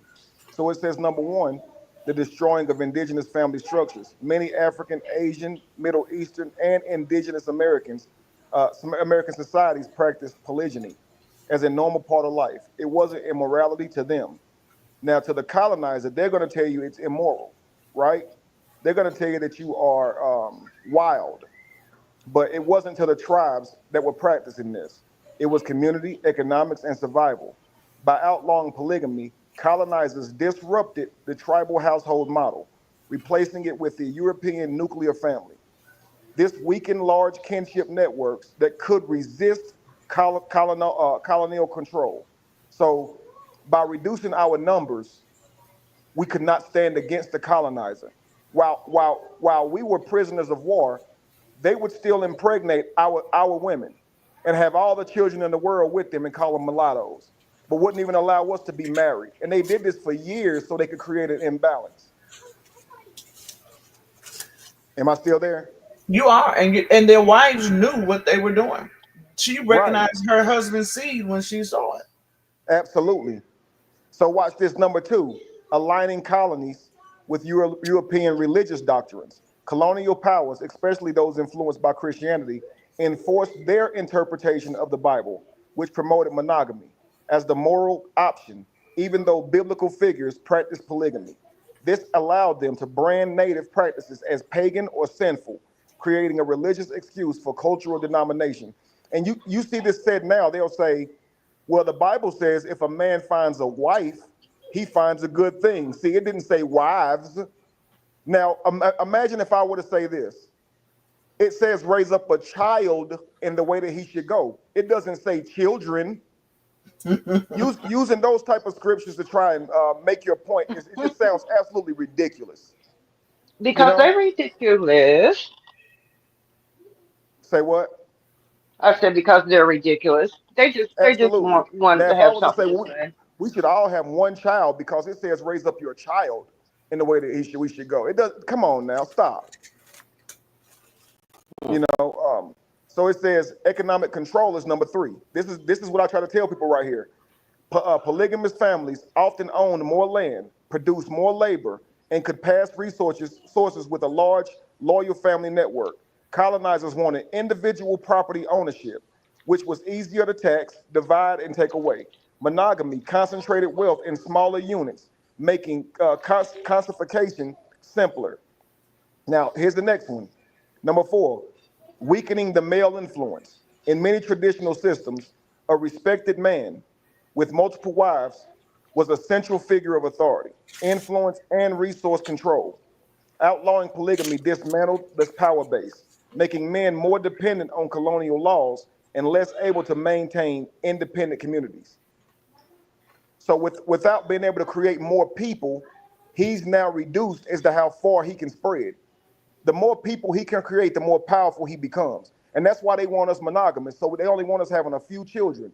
But if you could multiply a good man 20 times, imagine how much we could do together.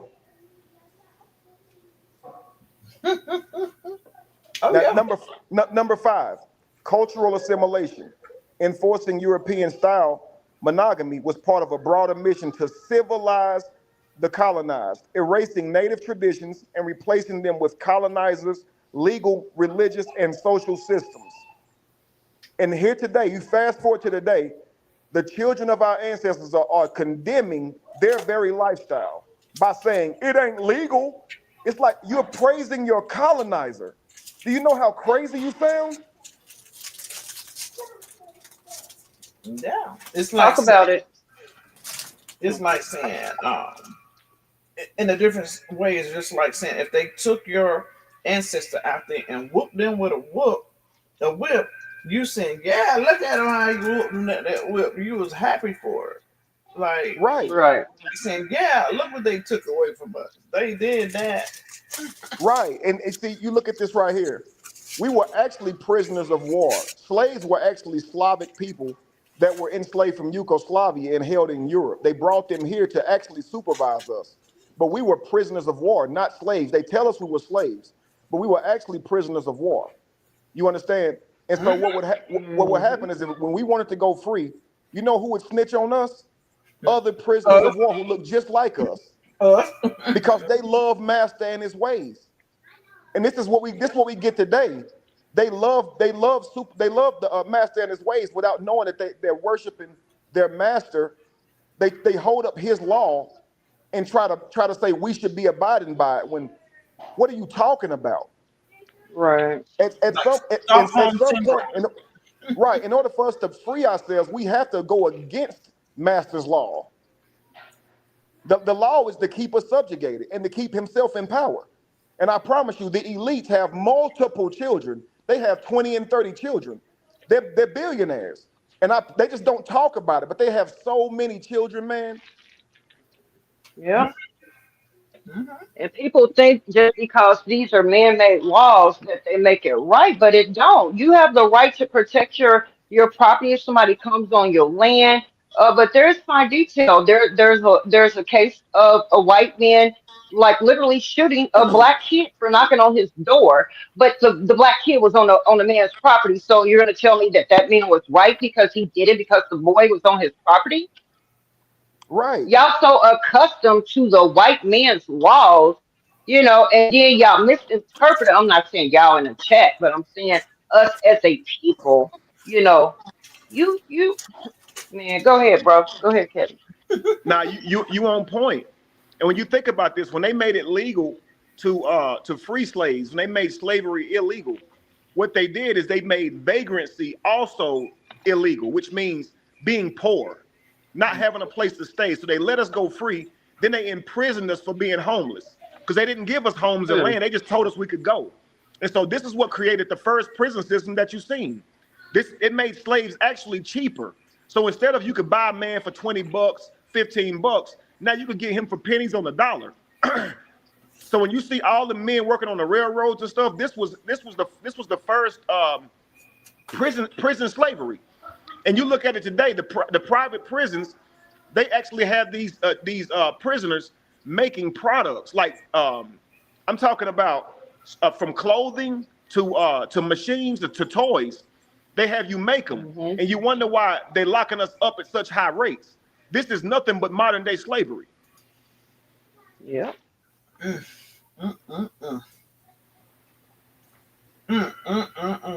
so they locking up our children, and like Miss White said, they force them to go to school, and this is so they can colonize their mind and turn them into workers, and also make it where they can go to prison and be more comfortable in prison. This is why they got the bail system set up. There's a man named Pavlov who created the bail system from dogs.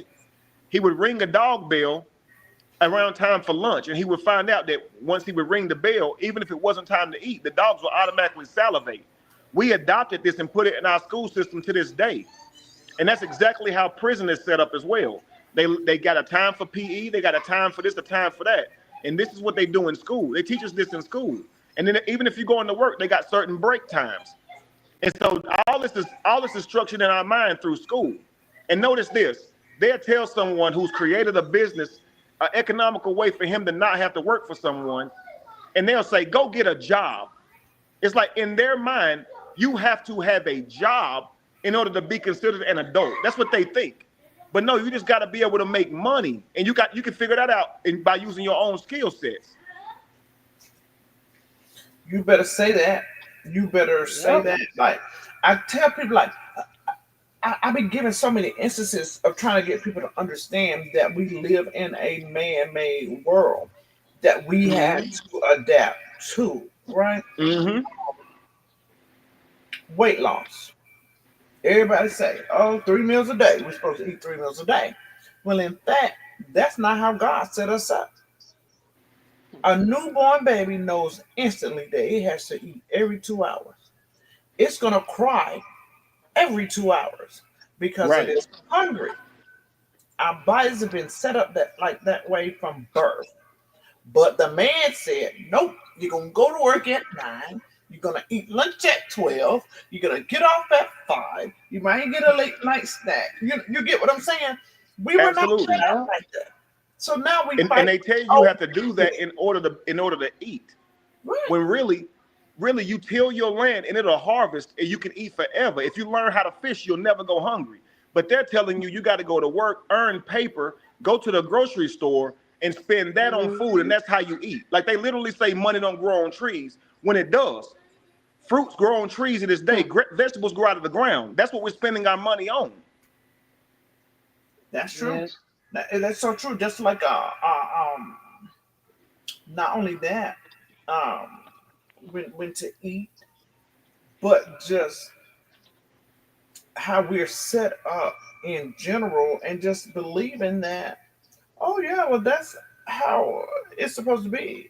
No, it's not. And we just adapt to it. I hear so many studies where they talk about these injections, the shots for kids, causing like ADHD and all these other things. We have kids with these problems at an all-time high, right? And if you do your research, the past 30 years or so, it has gotten so much worse, right? Well, guess what controls everything about us? Our sleep. A kid's brain is not developed or functioning at high capacity, getting up at the hours that they're getting up. It's a fact. It's not set up like that. So here we are. We're waking up these kids at 5, 6, 7 in the morning, getting them off to school by 8 or 9, whatever the case may be, when their brain is not even starting to function until 10 a.m. Absolutely. And we actually learn by living life, not sitting inside of a classroom. Yeah, that's true too. That's true. You learn how to fish by fishing. You go out with your parents and you fish. You don't sit in no classroom and learn how to fish. That's not how you do that. Yeah, you see what I'm saying? So it's amazing how the brick and mortar world, with paper dollars and metal dollars and things like that, have changed how human beings believe they're supposed to live. If you take let's say a squirrel. Imagine you tell a squirrel you can't just climb a tree and get your nut. You got to get on this wheel and go around it like a hamster, and I'll give you $1. Then you can go pay for a nut. And if you did this to them over a period of time, they would believe that's how life's supposed to be. Now imagine there's this squirrel now, he's just conscious, he's awake, and he knows something wrong with it. They're gonna tell him that he's wrong. And that's what's happening. When you try to wake up from this system and tell other people that this is wrong, they are actually, we're zooed animals. We don't know what actual food is. You understand what I'm saying? We don't even know what actual food is for us. It's everything we eat is processed. We've been so domesticated. We're like pets to the colonizer because we have no idea how to survive on our own. So we're really just like pets. Take your dog, for instance. You're going to go get Alpo, kibbles and bits, and the dog doesn't know what's in it. It just knows what you put in its bowl. That's literally how we are. On the back of the box of some of our processed food, we don't even know what those big words mean, but we trust the colonizer who puts that food together. But if we were to escape right now and try to live out in the forest, we wouldn't even know what food was. We wouldn't know what that is growing right there and how to eat it and how to break it down and how to process it. And the fact is, we're so domesticated, we couldn't eat the food because it would be bad for us, because natural food actually creates toxins and things inside of itself to protect itself. And it has to be processed just for the modern human to be able to consume it. That's how much we are no longer who we used to be. We're like dogs, and we'll never be wolves again because our whole anatomy is set up for processed foods. Yeah, you're right. But with us, they tell us if you don't want the black man or woman to know something, put it in a book. Because we're not going to read, we're not going to research. And it's just like you said, we're not going to read and research and find out for ourselves. We're just going to follow along with what we see everybody else doing and saying. Exactly. Call it out. And I don't know if you've seen this, but they'll take like a lion out of a zoo and try to put him in the wild, and he cannot survive on his own. He doesn't have the strength to hunt. He doesn't know how to hunt, because he's so used to you just giving him food at certain times of the day that he doesn't even know what he's supposed to do as a lion. He doesn't even know. And that's how we are. If the government right now was to close these grocery stores and shut down and say, black people, y'all on your own, we wouldn't even know how to survive. And that's why I say we have to learn how to survive, because that would make us less dependent on the government. And it would at least cut out having to go to grocery stores if we're growing most of our food in our backyards. Right. Yeah. Right. Or at least greenhouses so we can grow food year round. Yeah. And I'm gonna tell y'all something. If y'all were blessed enough, like I said earlier, my dad hunted and fished with his dad. And when I got married at a young age, my then husband's grandfather, he was like a big guy in a construction company. But from there, I learned what it was to pickle, pickle things and store things away and plant a garden and blanch, Absolutely. vegetables and to fish with certain bait for certain fish. Like I learned so much, but in this generation, in this time, we lost. We lost. We're lost. And you know what's crazy is even in so many ways, even though the world has become so advanced, we're still lost. You got white people who knowing how Hmm. to create lakes in their own backyard. They're going and getting their own fish, bass, perch, tilapia, and putting that stuff in their Hmm. backyard. And they're hunting and fishing off their own land. You better say it. Well, And You know that's what, exactly y'all? how black people should be living. We should have our own watering hole to be able to fish out of, and we should have our own land to be able to hunt off of. yes. When Because people, having a whole bunch of houses in a neighborhood, that doesn't make us safe. You saw this with COVID. The moment that COVID happened, they was telling you how many cans of beans you could buy. I mean, you yep, were limited as to Yep. how much you could even buy. one bag of And rice. that lets you know that the moment they want to take over, they could. It's because Yep. we're so dependent on them. And if you was gonna take your independence back, it'd be difficult to do that with just a husband and wife. To be honest, the more of you, the better. Right. I can definitely see that. That's true. That's true. That's a great example.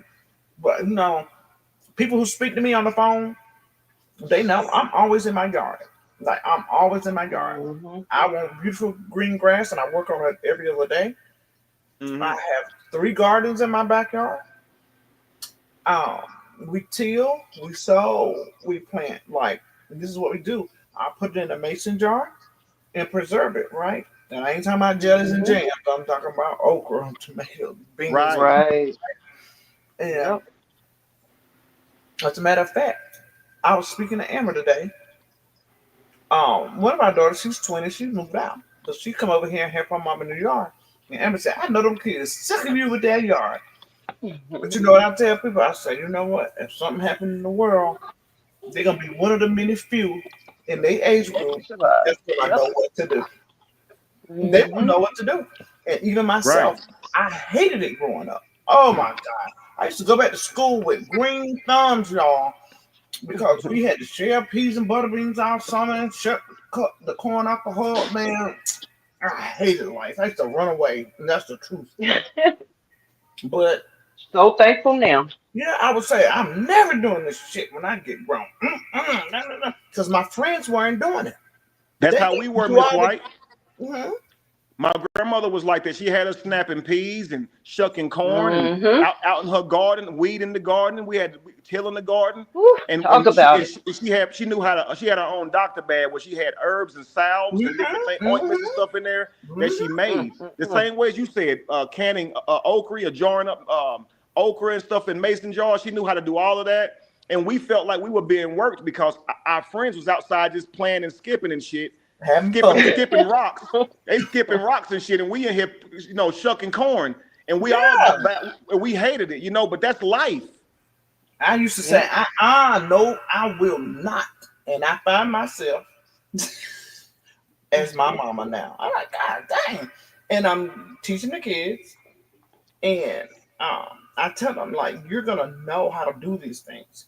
And not only are they going to know how to do these things if something happened, it builds work ethic and it gives Hmm. them stability and know how. The 20-year-old, when she was 17 years old, she took a job and they wanted her to be manager. Is on her 18th birthday, they had her sign the paperwork for management. 2 jobs back to back, automatically Hmm. manager. You know why? Because she could work circles around the average adult. Why? Hmm. Because I had them stretched out as young folk. They were just stretched. I mean, uh, I remember my granny said, "Oh shit, how shit builds character," and that was the worst. I used to hate to hear that. Man, I used to be so mad. I would run away. But see, Miss White, the only problem was that your neighbors weren't practicing this too. If it was tribal and everybody was doing this, you wouldn't even know what to measure that against, and so there'd be nothing to complain about. See, I watched all of our friends be able to ride their bikes and do whatever all the time, sit in the house and play Sega or whatever the case may be, Nintendo.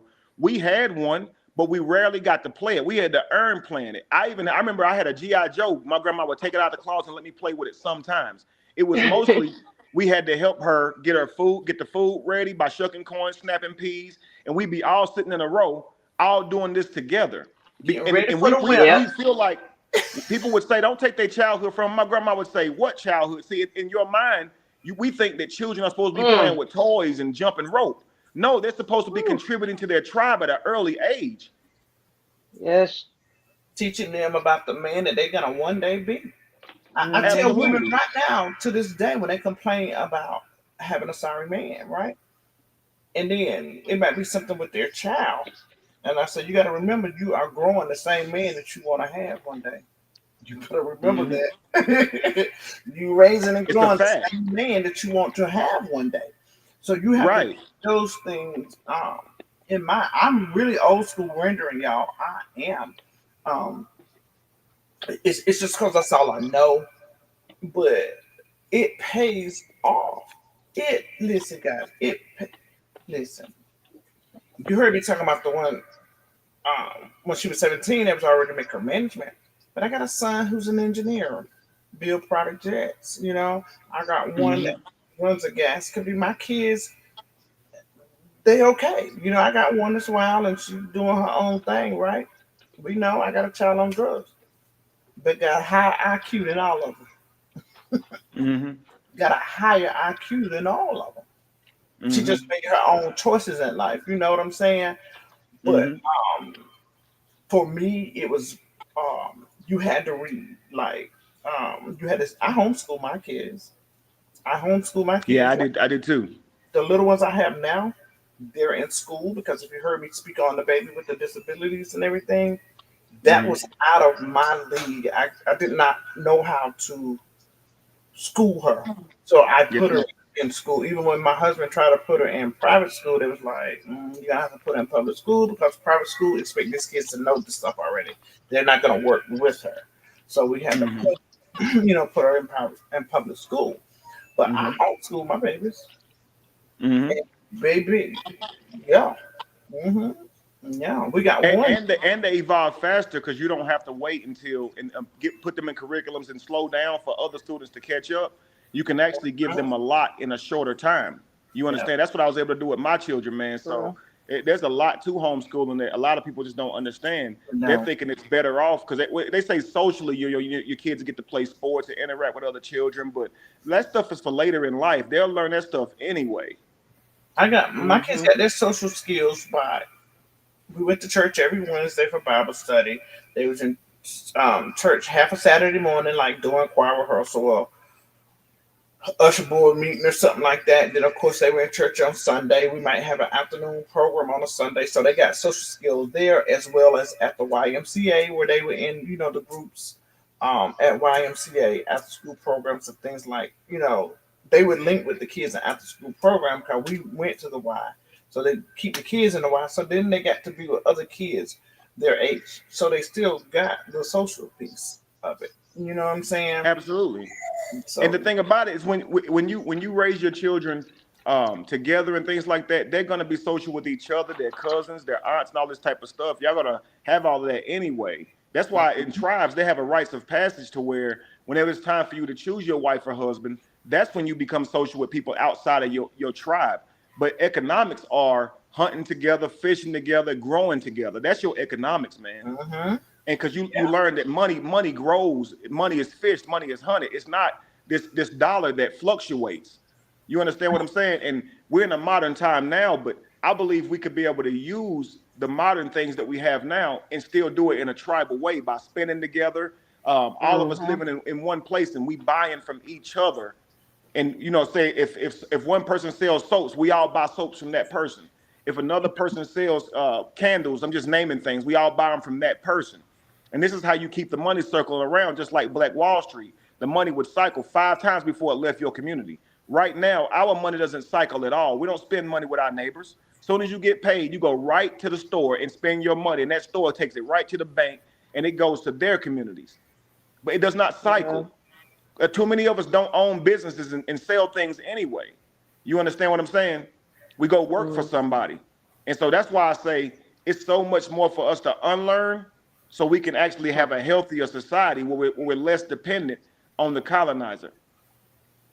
Like the Because Amish going to war with them ain't putting guns in your hands. You're not going to win a war with the colonizer. They got armies. You got to win the war by being independent. Mm-hmm. Yep. Like the Amish community, Kevin. I love Amish products. Let me too. They make the best products. Man, you know you're gonna get the best quality product hands down, right? And because they know that they're giving you what they got. I saw a video today where a guy was walking down his street in his neighborhood and he saw two Amish guys. They looked like they was undersized and everything. They was putting a deck on the back of somebody's porch. And they told him, we'll have this deck done by the end of the day. He went back down there with his camera and the deck was done before half the day was out. And that's what the Amish do. They make a living by going and by outsourcing those type of jobs and things, you know? Yeah. And so people don't understand, but the Amish is a tribe. They're a tribe. They don't come out here and live in the modern world. They live on their own. They build their own houses. They hunt. They fish, and they make money by sourcing their skills out to us. We'll pay them to build certain things or buy their furniture from them, and that they use a certain skill. So they say if we have a certain skill that the world needs, we can make their money. Even though they hunting and fishing, and they don't technically need money, they make money by making their own products. You see, and Amish people make some of the best, most durable furniture. Let's be real. Look, anything. They butter, they grit. I mean, like absolutely cheese. Man, hands down. Sissy turned me on to that Amish cheese. Mm-hmm. Like you their butcher shops are top notch. Everything they know what they're doing. And my thing is, mostly these are white people. So you got to understand, they took that from us. We were the ones that was actual tribes. And the reason the Amish are able to do this is because they sanction it all under a religion, which is really another denomination of Christianity. And so they give you a right in America to create your own religion, and you can put all of that stuff under that.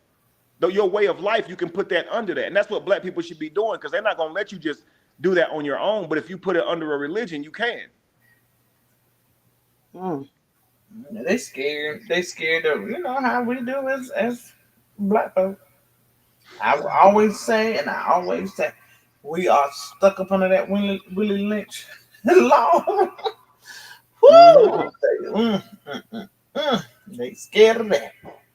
And now look, I value how I grew up now. Even though I felt like I was missing something as a child, I value that. My grandmother would give me and my brother a push lawnmower, and we go up and down the street cutting grass and bring the money back to her. Yeah. And that's contributing to your tribe. And people would say, you working those kids? And man, we all help grandma pay them bills. That's grandma right. put us to work. And so we go down knocking on doors. You want your grass cut?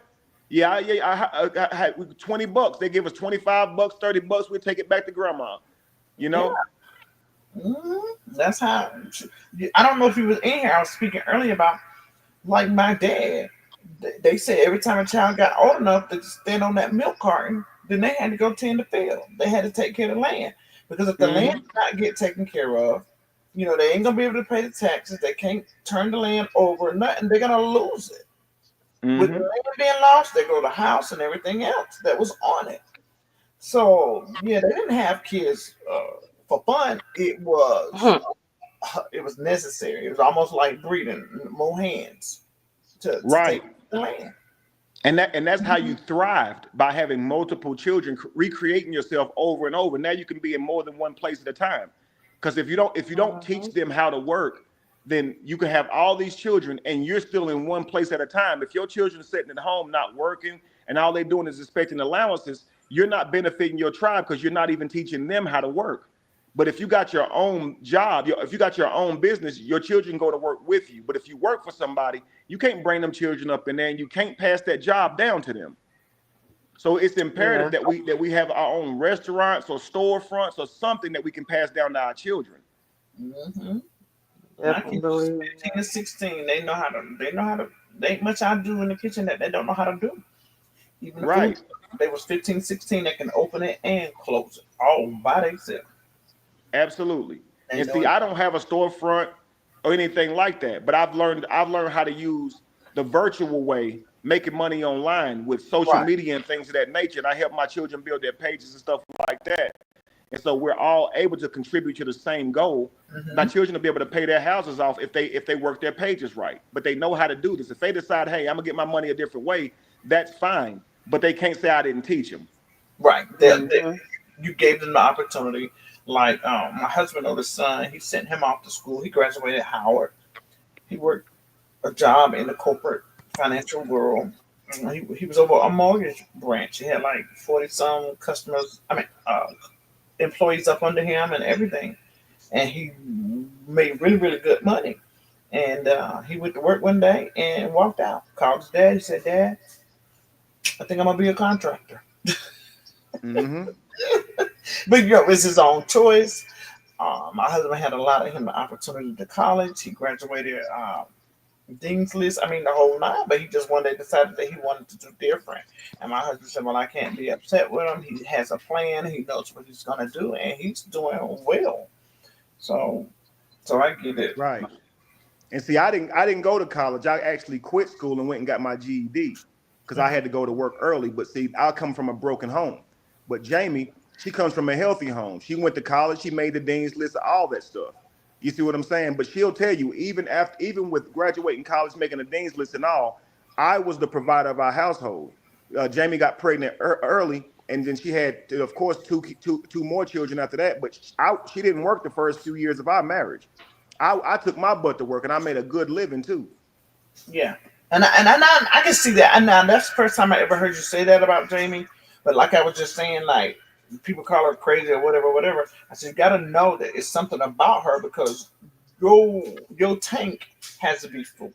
You know, somebody has to be able to meet you where you are when it comes to intellect. And just because she ain't out there saying this, that, then the third, don't mean that she don't have it. She's just, she just ain't saying that out there. But I can tell, I know. And I worked so many hours, and Jamie did what was necessary just to make money, enough money to settle the ends and things like that. So she began waiting tables and stuff, but she never actually had to go into her field because if she would have, she wouldn't have been able to spend time around the children like that. We needed to be with our children. We understood raising them was way more important than a job. You understand? It says raise up a child in the way that they should go, and they won't depart from it. Our problem is we're at work when we should be raising our children. We don't know what their talents and their gifts or their skills are. So if we know when our children can sing, but we don't know when they have a skill. But see, if you took your children to hunt with you, you would be able to recognize their skills because you can actually see them in action. You see what I'm saying? You would be their first supervisor. And if you look at nature, that's what you do. You see a mother with her cubs behind her. She's teaching them to hunt. She don't go hunt and leave them at home. They go with her. And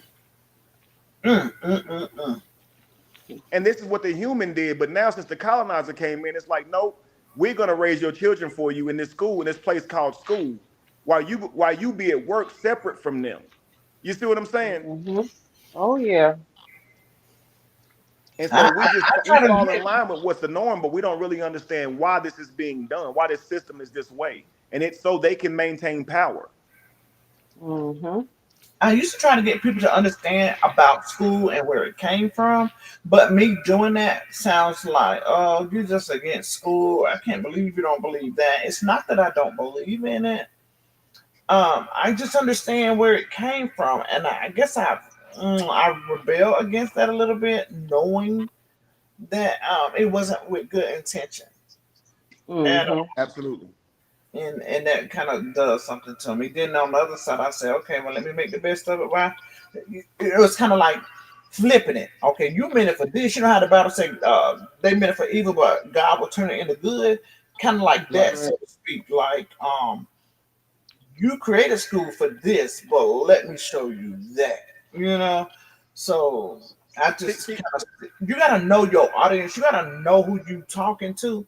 Because saying the right thing to the wrong person or the wrong thing to the right people can get you labeled the wrong way. That's a fact. You get what I'm saying? And I was explaining to somebody that about you not long ago, Kevin, when it was said that for somebody who does not believe in God, he always references God to his mostly Christian audience, or something of that nature. And I say, hey guys, I get it.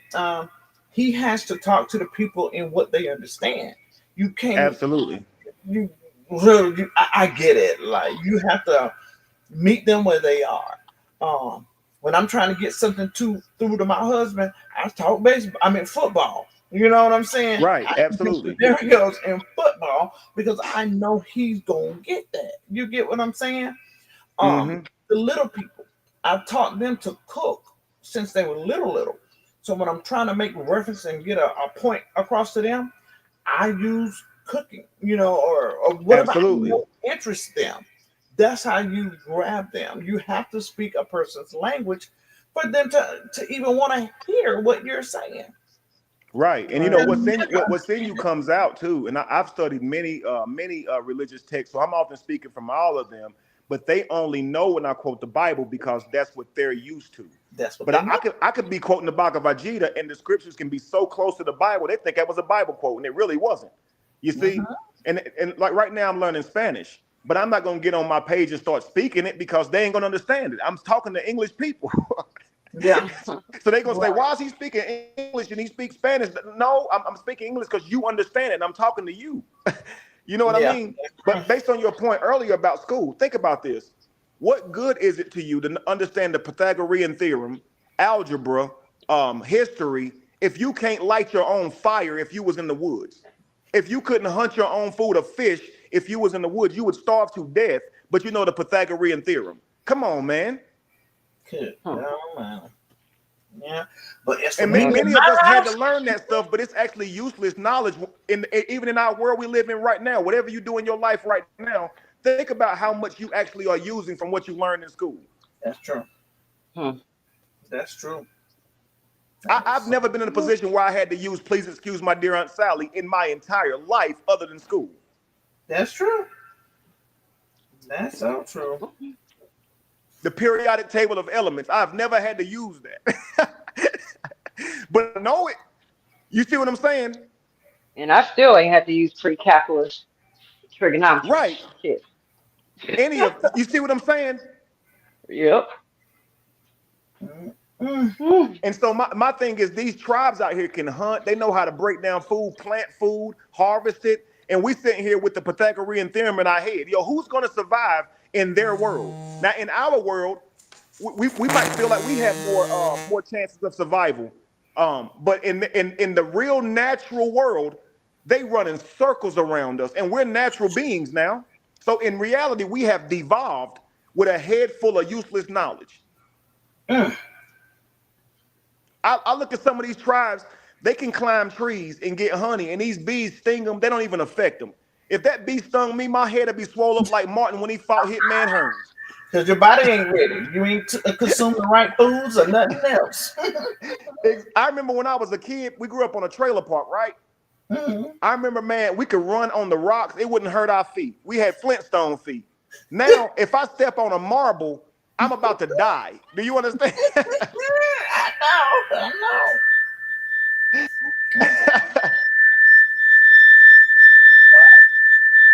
It's crazy, yo. Oh God. Yeah, I'm from the country too. I'm from a little town. Yeah. So I'm telling you, and I want that again for my children. I feel like I was raised the right way, and then we went and moved into the city, and we left it all behind, and now I don't even know half of what my grandma taught me. It's gone, and so I have to relearn all of that stuff. You see what I'm saying? And now I see the value in what she was doing when I wasn't even really paying attention half the time, because I didn't know that how useful that stuff was. Nobody else was doing it, and so I felt like we living in the past while everybody else is advancing and what we call evolving. But what they telling you evolving is in the modern world is losing sense with how to actually survive on your own. And that honestly makes you a zooed animal when you need them for survival, and you couldn't survive on a camping trip. You understand? We take stoves on camping trips. You understand what I'm saying? Yeah. Yeah. We out there with sleeping bags and stuff. We don't know how to build a small fort or nothing. And I really watch a lot of tribal people get into the woods and they build houses. People, a lot of white people do this stuff. They'll get out there and they'll build houses in the woods, and they'll film themselves do it. I watch shit like that. Yeah, it's yeah. amazing to me. I'm just old school. Like my kitchen is laid out. I got like a 16-foot custom made island in there and everything. I mean, it's laid out. But guess what? We still wash dishes on hand with bleach in the water. Exactly. And I got a dishwasher. Mm-hmm. I mean, it's laid out, but I still do things like old school way. I'm honestly the same way. I prefer to wash them. I hate taking stuff out of the dishwasher and still have spots and stuff on it. Mm-hmm. Hey man, it's therapeutic though, honestly. You know, Yeah. and if you think about this, when I talked about devolving, imagine living back in tribal days, how much more we walked just in covering like the landscape. Our bodies was way healthier, going up through the hills and the valleys and the trenches to find food and fish and water. We were healthy. We walked miles every day. We sit around the house now. Our feet are nowhere near as strong as they should be. Our ankles are not. Our joints are not. You understand what I'm saying? And I mean, just everyday life meant you had to get outside and you had to move. And this made us all way knee more healthy. replacements and hip replacements than they can remember in the past 30 years. They are giving out more knee and hip replacements because we're just not made out of nothing no more. Right. Set up. And we don't have cages, but we're still reduced to just getting in cars and driving where we need to go and things of that nature. And so really the cage is just invisible. It's inside of our mind. I always tell them, don't think you're free because you don't see any cages. The cage is actually in your mind. And they spend a lot of time cultivating that cage inside of your mind. And that's what I said. That's what I tell people when I first started to wake up. When I wake up, I've always had a real open mind, and that's why I never could get into a denomination. You know, my grandmother was a Baptist, and that just sounded crazy to me. Why are we a Baptist? That ain't even in the Bible. Yeah. Why are we Presbyterian? Yeah. That's not even in the Bible. These words ain't even in the Bible. You see what I'm saying? Yeah. And so I was like, I don't want to be a denomination. So my church was not denominational, you know. But sometimes whenever we would go visit other churches, my pastor would warn us and say, "Hey, we going to a Presbyterian or a Baptist type church that they don't believe in wearing open-toed shoes and stuff like that." And you're like, why? Why you can't show your feet? Our feet are natural. What are you talking about? Women can't wear pants. What are you talking about? Yeah. You know what I'm saying? And you can see how people are so religious-minded that they believe the Bible said you can't wear pants. When it says a woman shouldn't wear a man's garment, the word it used was a military outfit. It was not talking about men's clothing. And so they take this stuff as literal because they don't do no research, and then they end up with a whole denomination because they misunderstood a word. My pastor taught me, he said, when you read in the scripture, you got to know the scriptures before it as well as after it. He says you got to know what time we were in. What are they talking about? Was it a certain celebration going on during this? Was it these festivities or something? Because certain things were done at certain times. Right. So on and so forth. I remember explaining to my dad at one time, because my dad thought forever that women were not supposed to cut a man's hair because you know what happened with Samson and Delilah. I said, Daddy, no. I said, that's what God told Samson. He gave Samson orders. And nobody was supposed to cut Samson's hair. Nobody. Yeah. I said, that's what he gave Samson. Right. And I broke it down to him, and he was like, oh, so I ain't going to die early? I was like, no, Daddy. I ain't going to lose my mind. No, Daddy. But that shows you how easy beliefs are adopted. Because I can tell you this, my grandmother, she was a Christian, but she was also superficial. And in my opinion, she was more superficial than she was a Christian. You know, I can remember coming home and my grandmother would say, we couldn't walk in the door because of some holiday that passed. You couldn't be the first one to walk in the door. Somebody who didn't live there had to be the first one to walk in your house. And so I remember getting home from she was sitting on the porch and I got off the bus and I couldn't go in the house because she couldn't go in the house. And we were still waiting on her daughter to get there because she didn't live there because she got to go in the house first, or it's gonna cause bad luck. Mm-hmm. Or we walked to the store and Grandma damn gave us a whooping because we split the pole. And she like, you better walk on this side of the pole. It's like, do you believe in Jesus? And the Bible don't say nothing about that. You see what I'm saying? But it's like the human mind is amazing how it picks up things and holds them as truth without any research. But we believed our ancestors, our predecessors, our adults actually knew what they was talking about. We didn't know that they was just the same as us. They had succumbed to some type of belief before they could critically think, and they're teaching it to us. We thought they really knew what was going on. Look, thought they really knew, and we didn't know that they couldn't even read and write.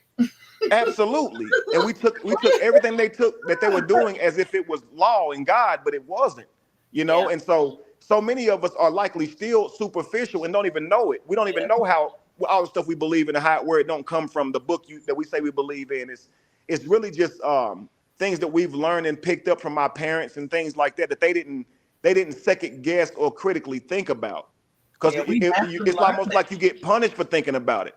I would ask my grandma, like, why we can't split the pole? Who came up with that? Because I say so. If it's not in the Bible, then who's the person who we have to listen to? And she'd be ready to whoop us because you can't ask questions, even about superstition. Because I said so. I remember hearing a story about this lady. She had her daughter in the kitchen. She was teaching her how to cook a pot roast. And she was showing her what to do, and she cut the ends off. She seasoned it up, all that, put it in the pot. And she had a daughter, and, the tradition went on. So finally, through the years, one of the grandchildren said, well, Mama, why are we cutting the ends off? And she said, I don't know. That's what my mama showed me. And the mama said, well, I cut mine off because my pot was too small. So, you ain't even trying to figure nothing out for yourself. You just monkey see, monkey do, doing what you saw everybody else do. And the whole time you losing all that meat because she had a too little pot. She had no room for it. You over here doing the same thing. So yeah. Hey, I'll tell you this now, and I'll drop down two things actually. Me and my brother laugh about this to this day. We were both in the bedroom, and my daddy was in there. And I took my cap off, ball cap, and I tossed it on the bed. When I tell you this man dove like he was trying to catch an NFL pass, he completely laid out to knock this hat off the bed. And when he landed on the bed and bounced, and it was so funny to us because he was bouncing on the bed after knocking the hat off the bed onto the floor. We're like, what you doing, Daddy? He was like, it's bad enough to put a hat on the bed. We was like, you dove to do that? Like, we gave him a hard time, like, who decides that, Pop? And who's the person who gonna punish you? Come on, man, that don't make any sense. And he's a devout Christian. And this ain't nowhere in the Bible. Do you understand? And so, and my next thing I was gonna say was, there was this scientist who did this study with monkeys. He put them in a cage, and he put a ladder in the cage. At the top of the ladder, he had a bunch of bananas, right? And so when the monkeys would climb to get the bananas, he would use a strong hose and rush water in there on them, spray water in them, and then water would hurt them, like almost drown them, and to the point to where they stopped trying, period. And so actually, what he did was he took one monkey out and put a new one in. And when that monkey decided to climb it, the other monkeys would beat him up because they knew they would get wet, right? And so he'd take another monkey out, and eventually no monkeys were in there that had ever been wet, but they would still beat each other up. And at this point, they didn't even have the experience of being wet with the hose. They were just carrying out tradition. And that's literally how we are today. There is no punishment for breaking a mirror or stepping on a crack or splitting a pole, but you will get your ass whooped by some parents if you do that. Absolutely. So yeah, that's man. Why we have to learn to think for ourselves. If you believe in the Bible, then the Bible will tell you to study to show yourself approved. When taking other people's word for it, learn for yourself. My old pastor was phenomenal for that. Man, he'll stand up there and say something wrong with that Bible on purpose. When I tell you, I cannot think of a scripture in that word of God that man cannot recite. And I'm talking about to the point where he can give you New King James Version, old, what they call it, New Living Day Bible, whatever it was. He knew it in every order, word for word. And he would test us. He would stand up there and say something that was wrong. And if we didn't recognize it, he would be pissed. He'd be like, "Oh no, this ain't what we." One time we got chastised in church because a guest pastor came to our church to speak, and he brought his entourage with him, right? And the preacher, he was preaching something about Leah, and he called her old cockeyed Leah. You know, he was talking about what she was doing. You know the story. And it was something that man said in that story, but it wasn't right? So this man, people jumped up, they were shouting down, they were tearing our church up, boy, they were eating the floor up. You know, they were cutting, baby. They were dancing all over the place. So white naturally, they dancing. We start dancing. Oh my God. My pastor waiting for that service to end. You know when the pastor get up and give the closing remarks. I think he's had a guest in the house. And he chastised us right in front of that pastor. He said, because it was wrong, I'm going to tell you, you're telling your people wrong. You just told my people wrong. He said, but what I'm more mad about is that my people stood up there and danced when it was wrong. Oh, my God. Leroy Dunlap was nothing to play with. You hear me? And what it should have showed is you can get the chills and get all these different feelings, even if something is misquoted. You understand? And so it shows you the human brain is powerful. When we like something that we heard, we feel all those same feelings and emotions. And this is why many people in different religions believe their religion is true too, because they feel those same feelings. And that's why, to me, that's why I say I'm going to be open-minded, because, you know, we the things I testified to feeling inside of my church, someone from a different religion, say Islam, they could say they felt the same things, and that made me uncomfortable, because I wanted mine to be the only one that was linked to any type of power, because mine was supposed to be the only one that's true. But if I haven't read theirs, how can I tell them it's not true? You see what I'm saying? And so I recognize that it's truth in all of them. I get it. We just have to, and I'm not just talking about the Bible. I reference that a lot because that's where I see a lot of things go wrong, and people always go back to the Bible to say this, that, and the third. I was speaking to someone not long ago, and we were talking about shouting in church, and they were talking about how they were shouting or whatever, and they got the Holy Ghost. And I said, you know, you don't get the Holy Ghost, right? They're like, what? I said, you know, shouting is a conscious decision. You make a choice to do that. You're either going to shout or you're not. So it's kind of like Holy Spirit activated. Once you made that decision to do it, then the Holy Spirit will dwell, you know, come within you, and, you know, things like that. I said, but y'all know, it ain't no I caught the Holy Ghost and I got it. Yeah, it's like expected to be possessed, but you got to understand, it's so many churches that will make you believe that. They believe that, so they'll tell you the Holy Spirit's supposed to take over you, and you do that. And if you do it on your own, they say you faking. Yep.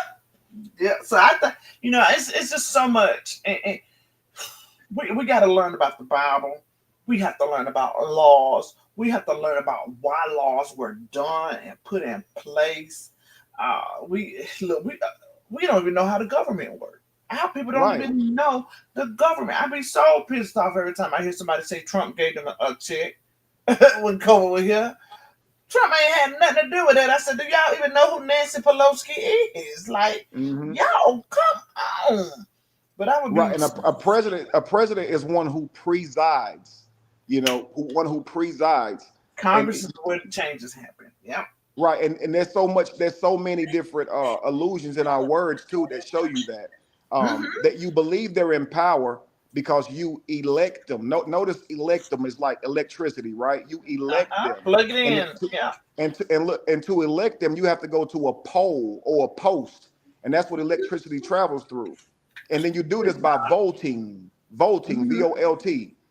And it's crazy because we are just in a system that we don't understand contributing to it. And we have yet to ask ourselves, why is this system in place? You see what I'm saying? Yeah, we got to learn. And it's it doesn't matter who you vote for. You know, it doesn't matter who you vote for. The decision's not made by the president anyway, regardless of who you vote for. I tell them, if you want to make a difference, you better vote in them small elections. Those exactly. Small general elections is where you're gonna make the change. You're in your towns, cities, and communities. You can make a difference by voting, but you're not making no difference by voting on the president, man. That's crazy. The electoral college is who's in charge of that anyway. Let's be real. The electoral, you better say, oh my God. So I be telling people, like, when you want to see change, you got to start in your own neighborhood where you live and reside at. I had posed a question to our panel one time before. I was like, I challenge y'all to tell me who your precinct leader is. They didn't even know what a damn precinct leader was. They didn't even know what it was. Like, I was like, dang, these people.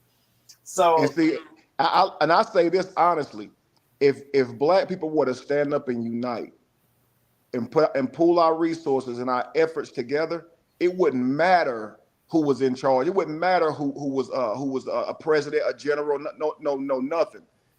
You see what I'm saying? Because we have enough in ourselves to be able to be free on our own. Most of us make America most of their money right now, whether it be in artistry, like say music or athletics. America's still on our backs as far as how much money we're generating for this country. And all those types of skills can be used on our own. I promise you right now, if black people were to get together and start their own football teams, you would see real quick how much that colonizer will come in and ruin that and break that up. Yeah.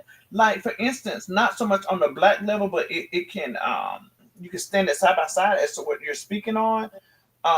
When Trump's first term in office came, I live in North Carolina. North Carolina was being governed by Roy Cooper, right?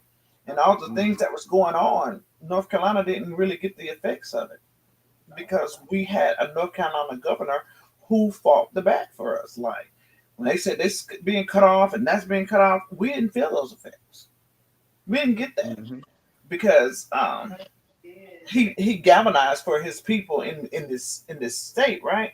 And that's like what you're saying. If the black people as a whole learn to galvanize and pull together, put their resources together, man, it's nothing you couldn't stop them from doing. Nothing.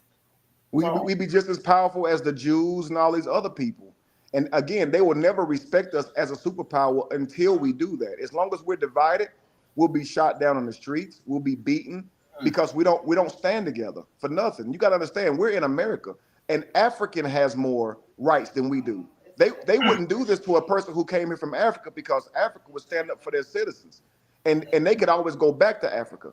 But we are here belonging to the U.S. government. They can do with us whatever they want to do with us. And that's the part we don't like. We complain about it. Why are they able to do this? Because we belong to them. And until we take our sovereignty back, we belong to them. And freedom looks like work. Freedom looks like effort. It ain't just somebody saying, hey, you free. Because honestly, if they came out right now and said you're free, we want nothing else to do with you, we wouldn't even know how to survive on our own. So we got to take our survival back first by learning how to plant, grow, cultivate our own food, our land, fish, hunt, and then we can stand on business. We can't even do that right now. That's a mouthful, Kevin, because that's just like when slavery did come to an end. It was so many people who's like, nah, master, I'm staying with you. Right. You be out there. Master, I'm staying with you, master. No, sir. Right. I'm staying. I ain't going nowhere, master. Where we's gonna go? What we's gonna do? Master said, we don't care where you go. You gotta get the hell out of here. Now we want to stay and work for you. And that's exactly what they did. Master would keep a few of them and let them work for him and give them pennies on the dollar. Well, I tell you what, you can stay. You can keep your same quarters you had back there. Live out there. Look, all the while, he was patenting all of the tools that slaves made to make their jobs easier. The shovel, the rake, all these different tools because they'll tell you white people created this stuff. They wasn't out there in the fields. They wouldn't have known to create that stuff. Right. The only people who created the stuff was the people who was actually out there doing it. And so they patented those things, making money off you even after you long gone. And they still do. They still making money off the things that we created. And it's because we didn't understand how to make our abilities work for us because our development had been arrested. You understand? And when you say that, people don't understand what you mean, but it's like we're supposed to develop as human beings. Our development was frozen. We're only workers. We don't know how to monetize our own gifts, even to this day. And what I try to teach people how to do is how to monetize your own gift, how to work on something to where society needs it, and you can sell yourself to society based on the skill set that you have. And if all of us did that, we're surviving on our own. You are your job. You are your business and your corporation. You don't have to be a brick and mortar. See, I use life coaching and things like that to live off of because people believe in what I'm teaching. They want to learn from me. So I've worked to understand enough about the world and life that people value what I have to teach. I don't need a brick and mortar to do that. I can survive forever off people just wanting to be my clients. That's right. Your gifts are supposed to make room for you. There you go. Whatever gifts you have, they're supposed to make you your money in the marketplace. You're not supposed to be utilizing your gifts and talents to build somebody else up, or creating or forcing a gift and talent to make somebody money when you have, like, for instance, you have a thing that you really love, that you really know how to do, and you can't push it and see yourself to the other side of it because you're too busy still over here working on this forced thing that you don't like, that job you don't want to get up for, that job that you absolutely hate, but it's what's putting food on the table for you right now. Not acknowledging the gifts and callings that have been, because all of us are born with them. It's just up to us whether we're going to tap into them, right? And we don't want to, we're scared, we're afraid to step out and just make it do what it do. I hear them tell y'all so much, go get a job, go get a job, go get a job, go get a job. It is your job. Right. Like, it is your job. I get it. Like, I know it's your job. Right. And you just got to get used to a certain pay. It's not guaranteed. Right. It's not guaranteed. But see, neither was the hunt. When you went out hunting, when you went fishing, you didn't know what you was going to catch. You didn't know what you was going to bring back home. And that was life. Nothing was guaranteed. And so what they do is they make us comfortable by saying, okay, we're going to pay you this much an hour, this much a week. And you get so used to that that we're afraid to go start our own thing. But when you have your own business, you might make a lot this month and then not and make very little next month. But you're supposed to save it. You're supposed to store it. You're not supposed to spend it just because you got it. You're supposed to have a plan. You see what I'm saying? Getting that body trained and going to the next level of resistance. But we get at one level of resistance and we're good. Absolutely. So right. Yeah, that's how we do. Mm-hmm. It was great building with you. I won't stay up. I got to get on with the rest of my night. But I love this, Miss White. Absolutely. Please let me know. Shoot me a text or anything like that with a link anytime you're gonna do a live. I really like listening to you. You very well. We're very well spoken, and I can tell the things that you say are well thought out too. Yeah, I've been working on this for a couple of weeks, and I just shot you the thumbnail. I was like, well, maybe he'll come, maybe he won't. But I'm glad you came. I'm so glad you came. I hope I did the conversation piece justice for you. Absolutely, you did. You did. But it wasn't for you. It was my own personal beliefs that I've been thinking about for some time. And I said, yeah, I got this other stuff over with. So I'm going to jump back into my content. And I said, what a great way to start. Next week, we're going to start diving into that movie Sinners and doing the breakdown of that in 30-minute increments. Because boy, oh boy, oh boy, how it's so set up like the world is. But yeah, I think Sissy had to go and take care of her little grandbaby. So I appreciate you for stopping by. Yes, ma'am. And I want to say this, Miss White. One of the things that stood out to me was you talking about the difference in mine and Jamie's relationship versus mine and Lacey. And you recognize that mine and Jamie's relationship is seasoned.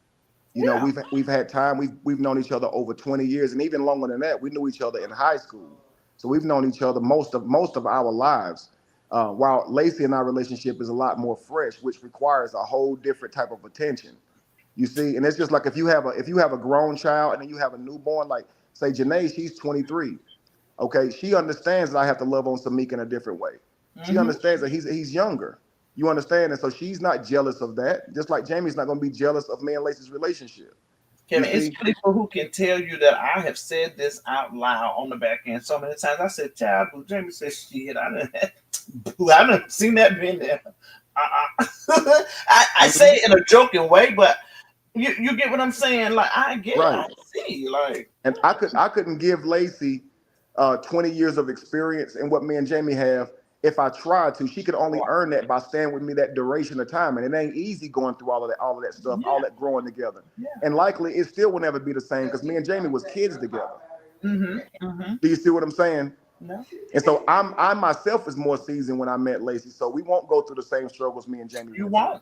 And there'll be things that you'll go through. And so there's a beauty in both. That Jamie would never ever experience either.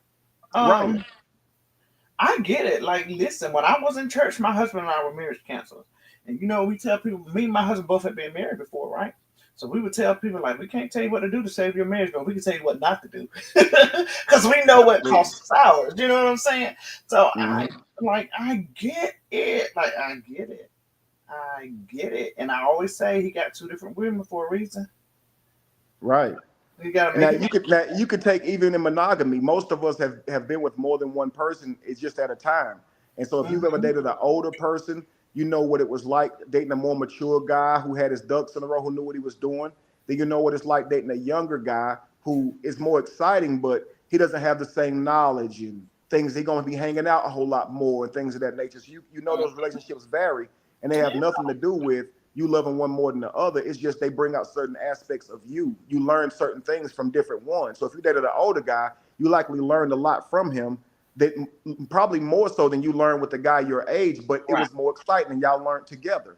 And there's probably a whole lot more mistakes made with somebody your age versus somebody who's been there before you, and they can teach you and speed up life for you and teach you along the way.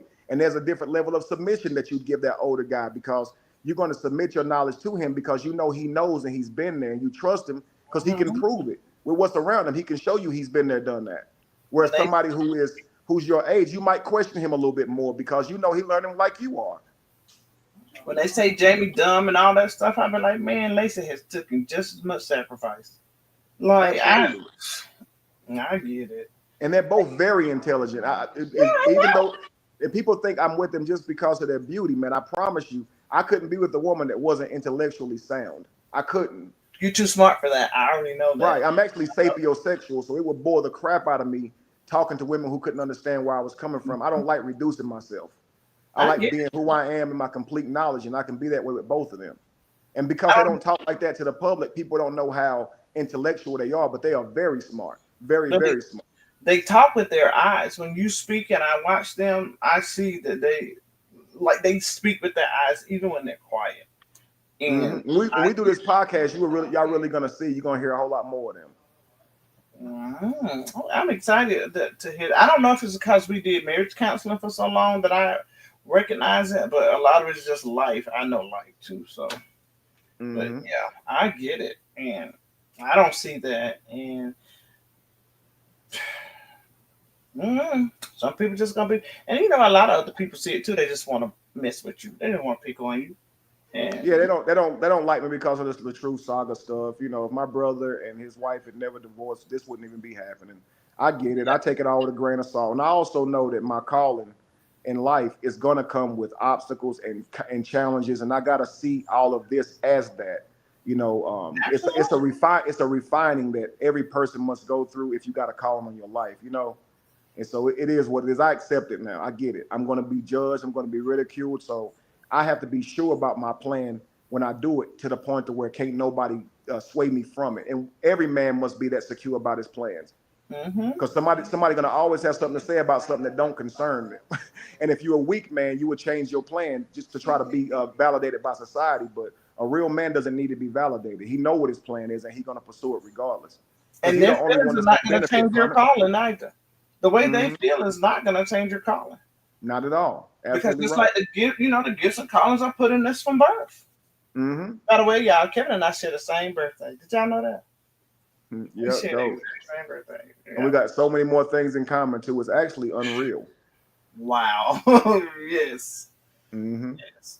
But Miss White, beautiful conversation. I loved it, and I look forward to your next build. Okay. All right.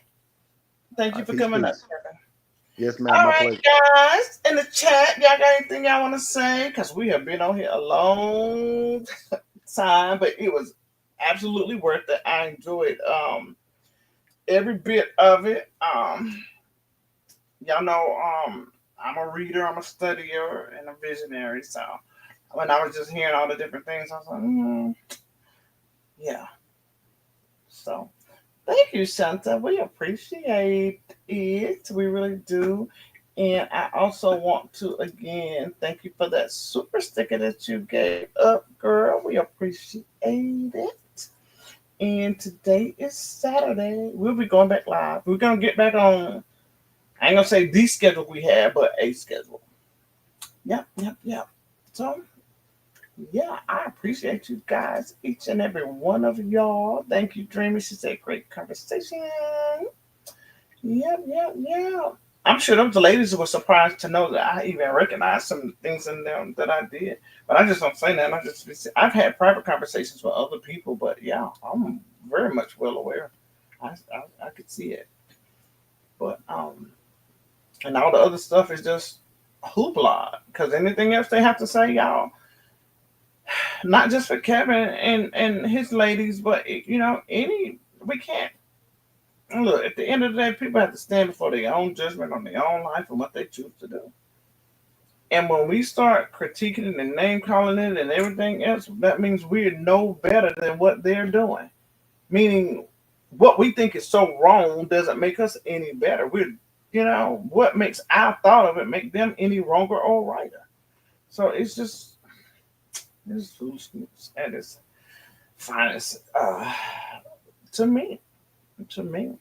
So, because nothing I eat, ain't nobody else gonna pee out or poop out, and vice versa. So we have to let people alone and let them do what they do. That's it. That's all.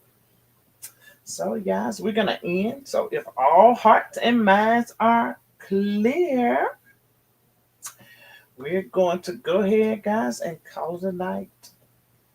Good night.